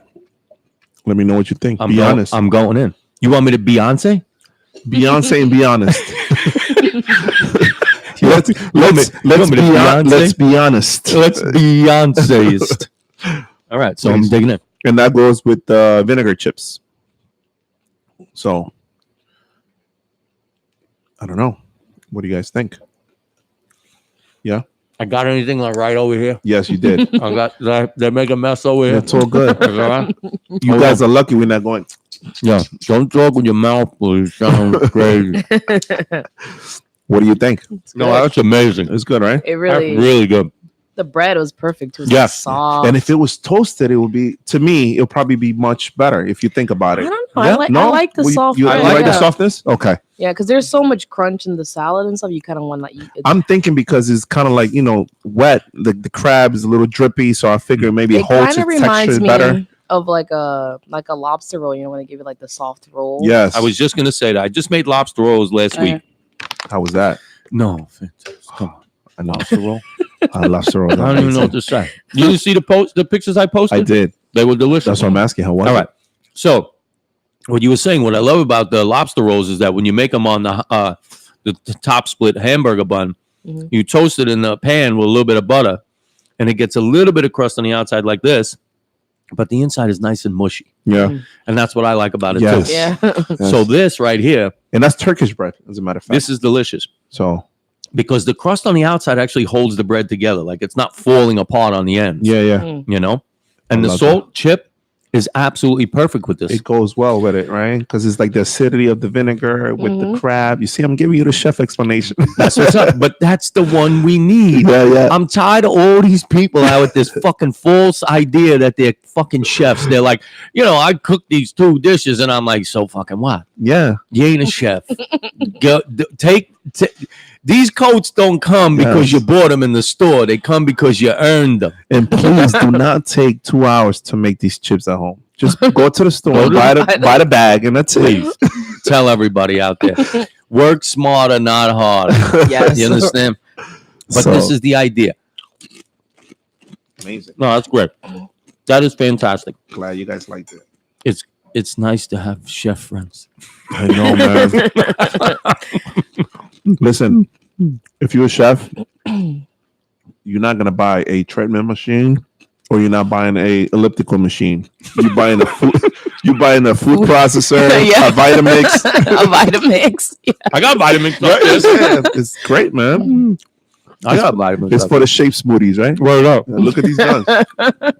Vitamix, Vitamix, protein baby. shakes. Let me tell you something. If you were anywhere today, you wanted to be here, Yes, but you're not. sorry. Oh. Otto, the sandwich is delicious. I really love good. every element of it.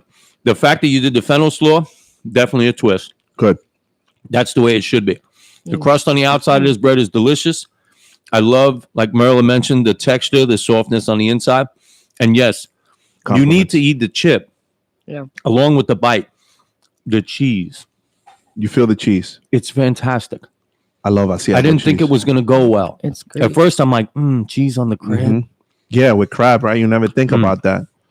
But this is amazing. Yes. Absolutely amazing. And this is a summertime dish. And this is food. This is like, you could eat this. It's healthy. That's number one. If you didn't have the bread Yes. and you just ate it on the chip That's for it. a little crunch. Or even a matzo would be perfect. Or Word. I brought also next to the bread, I have crostinis as well. Yeah. So I figured, should I Little serve spread. it? But Mom. people just want to have it as a bite. That's it. But this goes great, right? Because we had my ceviche and the hummus, appetizers.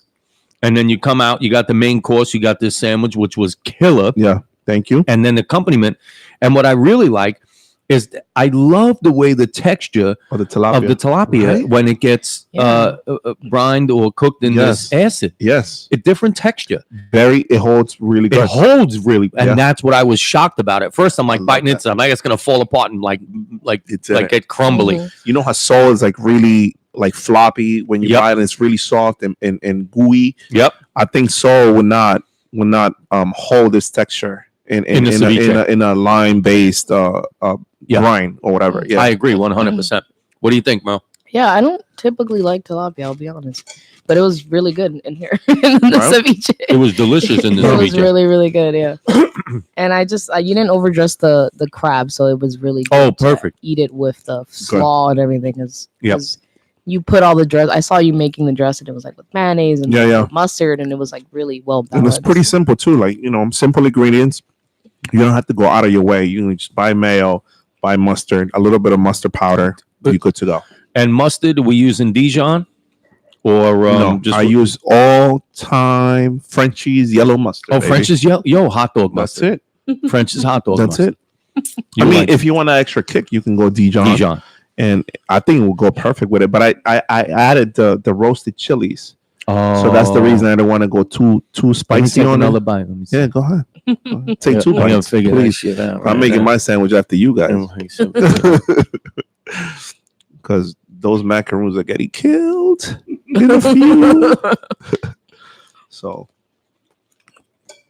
I was looking forward for this. And then let me show it. Mm-hmm. It's gonna go. Hold on. There's no sound. I got up. It's amazing. And then over there. I'm making my sandwich. Yeah. Excuse me for a second. I was gonna go eat. Yeah. Merle and I are gonna talk about some shit. So, Merle, how long was school again? It was about the same. It was like a year and a half for me as well. Come here, hon. Turn around. Come to me. Turn to me. This way? We're all good. We're all good now. So I guess it was similar because we both had degrees before that. So it was a year and a half because we didn't have to take all the, as I like to call them, the boring classes. All the things that they tell us we need and we don't. Right? Yeah, some of it, I guess, but Really? most of it is just Really? But yeah, Which it was part like of that was used? it flew by really. Like it was like, yeah, I miss culinary school sometimes. I do too. I had a great time. It was fun, yeah. I had met a really bunch of amazing people, all the students, of course. The amount of work that goes into getting a culinary degree, and what most people don't know out there, when you go to culinary school, you spend hours upon hours in the kitchen, in labs, hours upon hours. It is the hardest degree to get. It has the most credits, Yes, past almost all the curriculum. yes, and you all Seven- those over dishes you got to do too. Over seven. If you're going to college to become a chef and you're getting a degree like we did, it's 70 some odd credits. It's one of the hardest degrees to get. So if everybody out there thinks that you're just going in the kitchen and somebody's going to teach you how to make a sauce, it doesn't work that way, folks. You have to learn everything. We were saying this before. So not only did we take culinary classes, we had to take medical classes too. Yeah, we had You to remember? take the Serve Safe course, which is like, I always say the Serve Safe book is like the cure for insomnia. Like, just crack it open and like try to study Yeah, it. trying to study that you full 100 times. But I mean, it's a good course. So I thought the teacher, I forget what the name of the teacher that I took it with, Victor something. I don't even remember. I don't remember, but he was good. And then we also had to take table service, which is kind of like the hospitality Front of the house. front of the house side of it. Yep. And a lot of people Management. didn't like table service. loved I it. loved it. Me too. It Table was service is great. every teacher I had was great. My class was always like really funny. It Yep. was just a good time Yep. for me. And like I said, another big shout out to Hudson County Community College for having an amazing culinary program. In case everybody out there is wondering, it is one of the only colleges in existence that has a full culinary program with a degree attached to it, not a certificate, not a piece of paper that says you went to some classes. It's a degree. Shout out to that. You understand what I'm saying? And that was my particular for choosing that school, because I had went to the other ones too, CIA, FCI, Johnson and Johnson, whatever the fuck it is. Yeah. Johnson. City Army. You understand what I'm saying? I'm a straight up Hudson County Community College person. So you know what I mean? Big shout out, because that's the way to do it, folks. Yeah. You're gonna go out there and become a chef, become a real chef. That's Yeah. right. You know, don't half-ass that shit. You know, don't go work in one restaurant and only learn how to do one cuisine Mhm. and know how to make, 6 dishes, and all of a sudden you think you're a chef. You ain't a chef. That's right. Go back to school. That's how it works. And I want to stay in school. And I want to go over there once we Merle goes over and talks about the desserts. Arts, you know what we should probably do? We should probably just Clean push it everything to one side, so that Gotcha. this way we can give, like, me and you took over the table. Yeah. Poor Merle's gonna go on the table and be like, fucking Bogart. She's about to explain the best part of the whole meal. You understand? Yes. That's what I'm saying. And I do not want to shortchange that one. You know, as you can see, you know what the best thing about this, Merle, is that we're actually doing this. So this is happening live. We are cooking, we are eating, we are conversating, we are telling our stories, and we are drinking Dasani sparkling fucking water here. Cherry's my favorite. So, Merle, what's your daily routine like at the bakery? What time you get in? Well, typically, on Wednesdays I get in a little bit earlier, but I get in like around 6 or 7 a.m. and we open at 11. So I have to kind of bake off the cupcakes, frost, fill the display case, fill the front of the other case, and then we're open for business at 11. And then most of the day is me just prepping for the next day, which is just never ending basically. But just prepping or doing prep work for any of the custom cakes we have. And then I have to do admin work as well. Just like, well, because you own the business. yeah.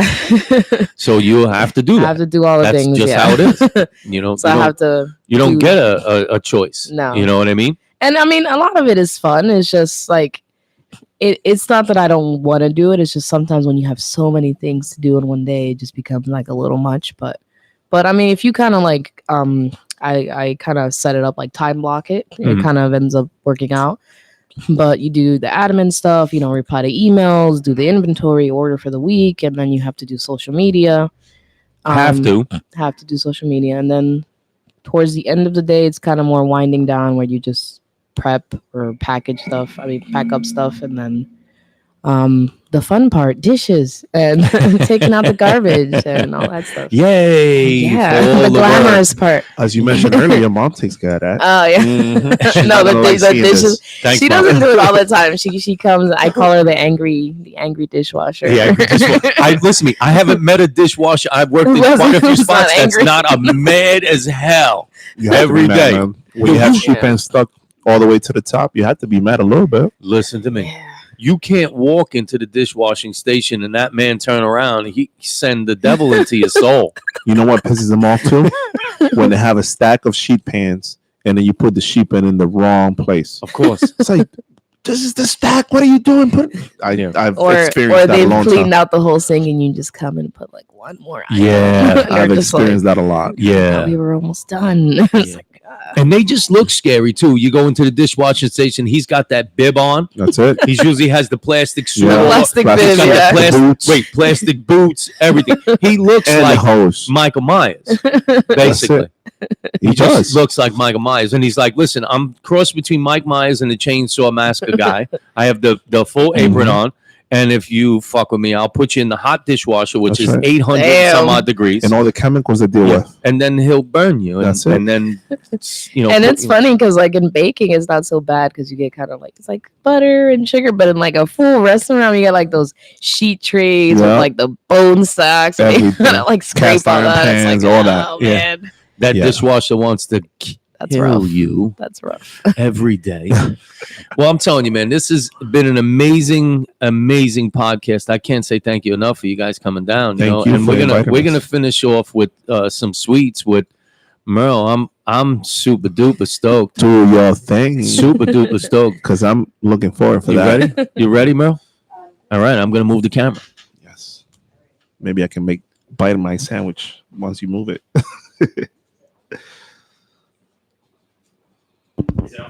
Hello? Can you hear me? It's on. Okay. I hear you.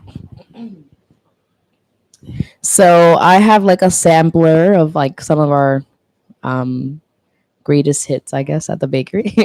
So I'll start with the cupcakes first. So we have our ube coconut flan. That one's a really, really popular one. I guess because it's a little different than the typical cupcake.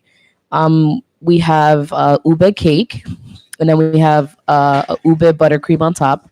We fill it to order, so we basically want the pastry cream and the flan to be cool and fresh. So if you come to the Oh, bakery that sounds to get just it, like Otto, cool yeah, and fresh. cool and fresh. So if you come to the bakery, it won't look as impressive Call as it it the looks Otto right cupcake. now. It'll just be like a cupcake with the buttercream, and then we fill it with the fresh coconut pastry cream Inside. Inside, yeah. I love cream-filled cupcakes. Yeah, it's it's really, really really the good. only That's the way I thing. eat cupcakes. Yeah. And it's too. like the contrast of it is good too, because it's like you have the cake and then you have like the cool pastry cream inside. Yep. And then the cool. Hey, Merle, move the coconut paper fun. towels, please. Just like a big roll of paper towels. Or here. roll of paper towel All there. We have our classic chocolate, which we call Midnight at the bakery, and that's That's made what's with the Who Valrhona doesn't? chocolate. Who doesn't like a midnight A snack? midnight cupcake. No, midnight snacks are my favorite. And that one's actually filled as well. That has chocolate ganache on the inside. Ganache. Yeah. You're welcome. Yeah. We have our spumoni brownie. God That bless one's you. new. Which one? Spumoni brownie. Oh, Yeah. So that was actually my sister's idea. She's like, why don't we do like a yeah. like a spumoni, like a take on that? So That's what's up. I we live got- near Spumoni Gardens. You know, that's Oh, yeah? famous in Oh, Brooklyn. really? There's a place called L&B Spumoni Spumoni Gardens. They Gardens. make the best square pizza and the best spumoni. They make in-house spumoni. It's fucking Ooh. unreal. I'm just so glad you Delicious. stayed away from the red cupcakes. What's the name Red of those? velvet. The red Red velvet. Nah, velvet. they- Oh, I do they- have a red velvet. you do? Oh, I was about to say they played out. Merle, we know Red Velvet's my favorite, right? Oh, you do? That is my own. Red velvet is actually one of my Red Velvet is favorites, too. my favorite cake. It's yeah. If it has cream cheese frosting, Yes. I can't deal with. But I'm like, what is this? No. If I see buttercream on a red velvet, I'm just like, no. Tell them. I mean, Tell everybody out there what the injustice they're doing to Red Velvet. there's only two acceptable frosting. There's like the roux, like the southern one. It's like a roux frosting or cream cheese frosting. Or cream cheese. But do you make it with the beet juice? Or No. you make it with regular coloring? I make it with regular coloring. Okay. I have made the beet juice one, but it's just like It's a man, lot of work. It is It's a a lot of work. No, for what? For nothing. And it's kind of inconsistent results sometimes based on the Yes, beats and based stuff. on the beat. And So- nobody wants to get the Based on the beats. beat. The beats. And Beats by Dre. So we also have so I was on the spumoni. So we have a fresh cherry preserve we make in the inside, and it's our classic vanilla cake, and then we do a pistachio buttercream, chocolate buttercream, brownie crumbles, and a cherry on top. No, say it again. There's a flan. There's a flan on the cupcake, the coconut flan. That's insane. I just saw it from here too. Listen to me. There's an entire mini flan. I'm gonna get a close up. I'm sorry, I gotta get up. That's a flan on top A of a cupcake. flan. Double dessert. It's funny. Somebody came in recently, and I was like trying to explain the cupcake to them. And they were like, "A what?" I was like, "A flan." They were Flan. like, "I don't get it." I'm like, "There's a flan," and they were just like, "What?" And I was like, "There's a flan on top." That looks amazing. Flan. This one. So this is the ube coconut flan, spumoni brownie, our wild berry, chocolate midnight, red velvet, and our 24 karat, which is our classic carrot cake. These here? Oh, these the macaroons. So we have the galaxy birthday cake, rose, watermelon margarita, root beer, float. What else? We have our chocolate Valrhona brownie, and then we have our Quelliot crumb bars, which are the peach and plum ones. How amazing is she? How amazing is she? Oh, I forgot about the tres leche actually. So this is our tres leche. We also make like a classic sponge. Like a parfait, kind of. Yeah, like a parfait. We kind of wanted to do it a little bit different. So what we did was it has like a sponge cake on the bottom. We put the leche mixture, which we put rum in it. Sorry if you don't drink, but we put a little rum in it. That's our secret. And then we actually add a scoop of pastry cream in the middle as well, just to kind of give a little bit more of Nice. it just being just cake. So it's more of a parfait basically. Yes. So it's sponge cake Like pastry layers. cream, fresh pastry cream, and then more sponge cake, and then we put more leche, and then meringue on top and a cherry. That's awesome. Everything So, was good, yeah. man. But I'm sorry, I just claimed that flan. The flan. We could cut it in half. Let's do it. Shadow design. I eat it all the time. So help yourselves. Okay. I'm gonna have, I don't know, macaroons and cupcakes and everything. Everything looks amazing. Everything looks great. Man, you guys should have been here today. Everybody tuning in. You don't know what you're missing, folks. You don't know what you're missing. Today was the day to put some calories in your system. Ah, that's amazing. No, I was just kidding. You don't have to cut it. You can just give it to me full. It's okay. I'm telling you, folks, if you had smell-o-vision, you'd be all right now. And if we could pass this through the phone so you could taste it, oh my goodness. You wanted to have dinner here tonight at this house because it's crazy. It's 7:30 already. We went way over our normal budget for time, but I don't even care. This is a special episode for me because these are my chef buddies. We went to school together. Mm-hmm. We have had this experience over and over and over again. Thank you. But now it's actually our turn to get to create the things instead of, learning techniques, learning what ingredients do, coming up with our own style of cooking is very, very important because hence the reason why Otto and we got into the chef side of cooking and Merla went the other route and became a baker. That's right. We, as a chef, and not everybody who goes to culinary school becomes a chef, right? Because some people do, you can be a culinary food stylist. You can become somebody who works on just manager or banquet manager, purchaser. You can be R&D, research and development for food sanitation, nutritionist. There's just so many fields in the culinary world. Yep. And I'm telling you, it's amazing, right? You just have to figure out one or two of these things. Kitchen designer. Restaurant designer. All that. Right. So it's you can really choose what you want to do in the culinary field. It doesn't always have to be cooking. That's right. You could find another thing to do. What's funny is that there's actually, science plays a big part in food development too. Oh my goodness. And a lot of people don't realize that. So science has a big play in the development of food because now more than ever. Yes. Well, because first of all, Miraval did that whole thing with the modernist cuisine, which I love, which is, all that molecular gastronomy. And I love that. That's science and cooking. And we all know that it takes science to cook anyway. Thank you, Merle. Everything looks fantastic. I'm super duper excited. You have no idea. And I don't even care. I use the same fork and everything. I don't give a shit.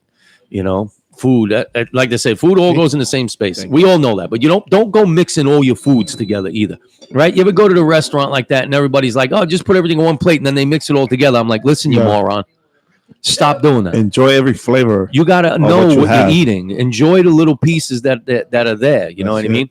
Oh, I need one of those macaroons there. Yes, I was gonna ask, but I was a little embarrassed. I need one of those macaroons. Which one would you recommend? Merle, turn this way and face. There you go. The margarita one, so we can kind of see you. Oh yeah, yeah. All right, Shannon will have that. Which one? Just to be the host. All right, you pick by color, Shannon. Oh, pick by color, like what we used to do. Oh, Jesus Christ! I like green. Don't pick the brown one though.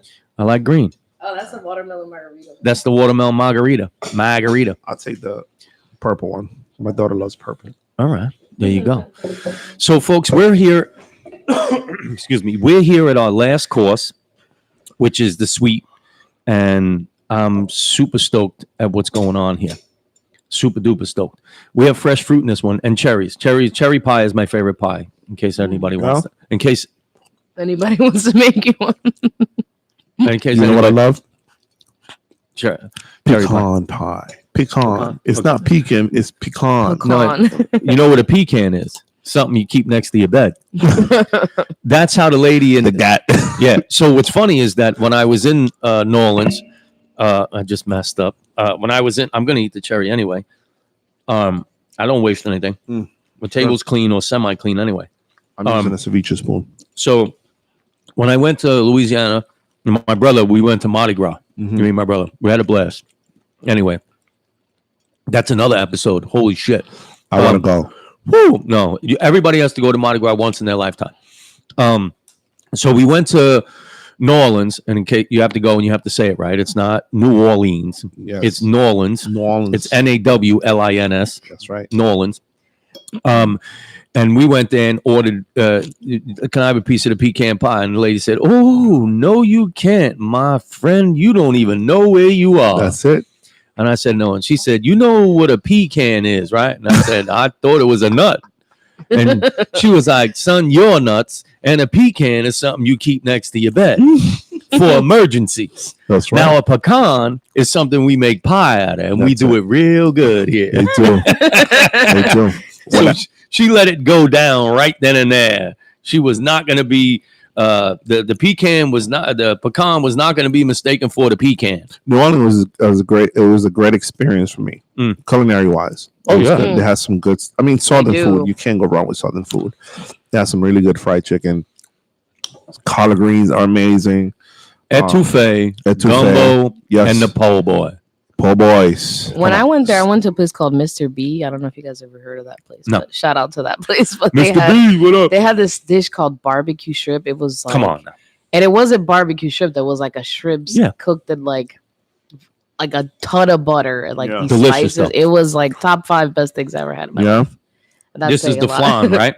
This is the flan one. And gator. Do you have gator? Yeah, I had gator. Is good. I didn't do the gator. It's rubbery if it's not cooked right, and it's literally it's swampy. It tastes like it tastes like really bad salty water, like frog legs. You know, and that's another thing. Like I can eat frog legs; they're okay. I don't hate them, but I'm not ordering them. You're not out there, yeah. No, with them. So this is the flan, right? This is good stuff. Thank you. Really good. Holy shit! This one should come with an insulin shot. I like the peach plum. It tastes like a cobbler. Yeah, it's kind of like my take on a cobbler. Yeah, it's good. Oh, that's delicious. Now I'm going in. This is the peach and plum. That's creative to put a flan on top of a cupcake. Come on, it's freaking amazing. Genius. It actually came from Puerto Rican though. The flancocho. I don't know if you guys heard of it. It's like they make like a cake and they put a flan on top. On top. Yeah. Well, you know what's funny? They showed the technique of how that's done. It's actually the cake. The flan is poured to the bottom of the cake, and as it cooks, it goes up. It rises to. How crazy is that? That's insane. But that's how that's done. But this is delicious. I love the crumble on top, of course. You know, the cupcakes are amazing. The buttercream is on point. Like it tastes like real buttercream. Yeah. Not that fake fucking hydrogenated oil. Yeah, no, none of that stuff. It's good stuff. Cake is delicious. And I cut all the other ones so you guys could just grab them. Grab it and go. Are we eating? Yeah. That's delicious. Shauna's going to do cardio tomorrow. No, I'm not. I go to work. I walk up and down 8 bajillion stairs every day. And let me try the brownie. What's in the brownie again? That's our Verona chocolate brownie. Oh, Verona chocolate. It's fancy, but it's chocolate. It's fancy. It's fancy, but it's chocolate. Oh, so good. That's really good. What I like about it is that most people will make brownies so fucking thick and heavy. Too gooey. Oh. I mean, gooey is good to a certain extent. But if you want a brownie to hold off and hold its shape and like this is great. And it's not overpowering sweet. Yeah. I like that. You know what that needs? Ice cream. You know what that needs? A bigger piece. No. It needs a brother or a sister or some shit. That's what it needs. You know what I like in the brownies? A little bit of heat, like a little cayenne pepper. Spicy. Yeah. Yeah. It's Wow. funny. We were experimenting recently with smoked sea salt. We're gonna do like a smoked sea salt caramel brownie, but I don't know. I'm in. Wow. It's still in the the what do you call it? The experiment. That sounds stage. very wild. But good. Everything's great. Thank That's you. what's going down here. Yeah. Let me tell you something. This is how it happens here on the Everything and Nothing podcast. I have a lot of friends, and some of them happen to be chefs. I'm watching my way. I'm sorry. I'm eating. But everything was absolutely delicious. Merla, Otts, this is fantastic. Thank you for having us. This, I think, is the longest podcast I've done so far. Oh wow! Is it really? Yeah. But that's how good it was. And we had some technical difficulties as well. Yeah, that didn't help us. But this is what happens here. On the Everything and Nothing podcast, you know we have the one last thing to do. That's my fortune. Wow. Cool. That's great. So on the Everything and Nothing podcast, you know how it goes. At the end of our podcast, everybody takes a fortune cookie. Do not open it. Take one. Doesn't matter which one. Just That take goes to tell you where he's been lately. Chinatown. it. No. Listen to me. When I spent so much time in Asia, I happen to love the culture and I love their food. Not necessarily for the Chinese food. Like people would say, oh, when I went to China, what's the Chinese food like? I go, it's not called Chinese food there. Yeah, No, it's just like what they totally eat. different. It's Yeah. food. This is Americanized Chinese. What you Absolutely. see in every corner here, Yeah. everything's sweet. If you notice, the Chinese don't cook like that. No. And they eat very differently in Asia. You know that. In Yeah. Japan, they eat very different. What we see here is a watered down version.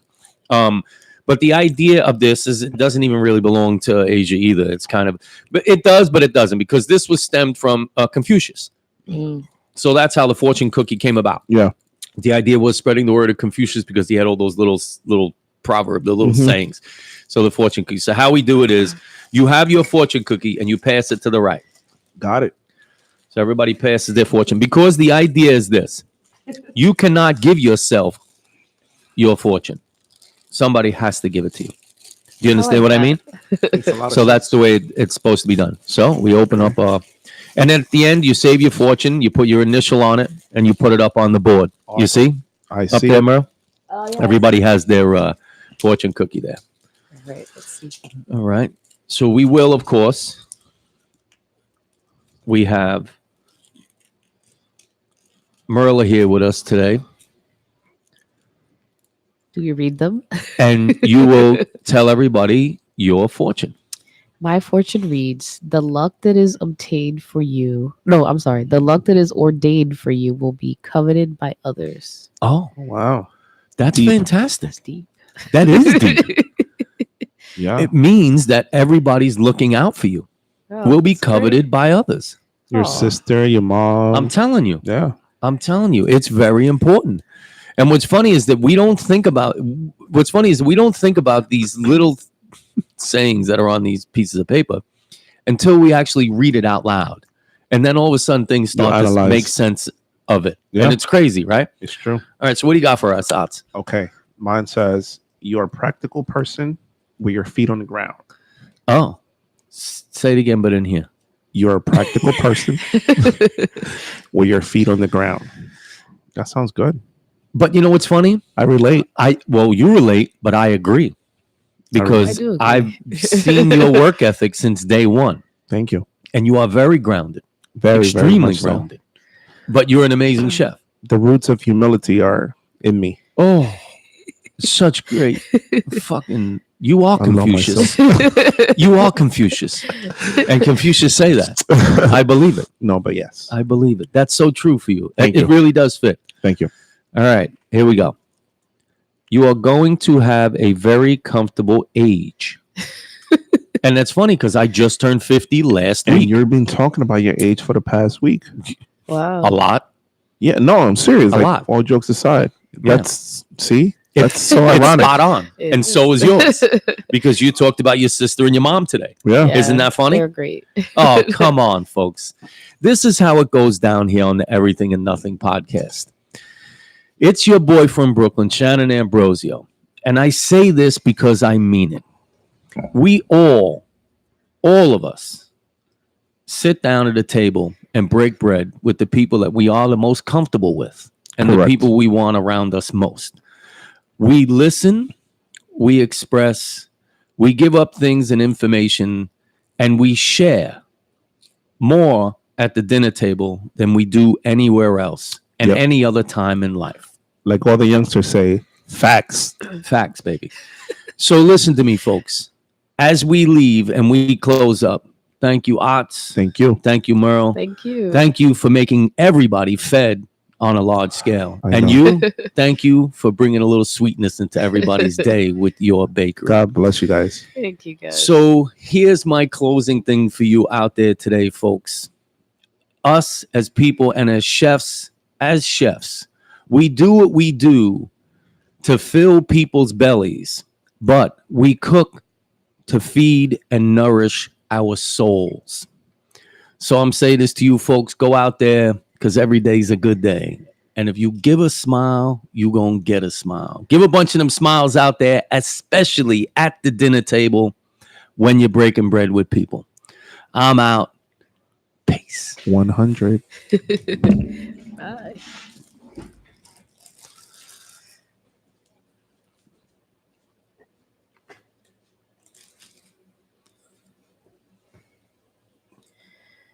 These desserts were amazing. Thanks. It was good. I like the cobbler. Well, Oh, you I the call it cobbler, the cobbler part.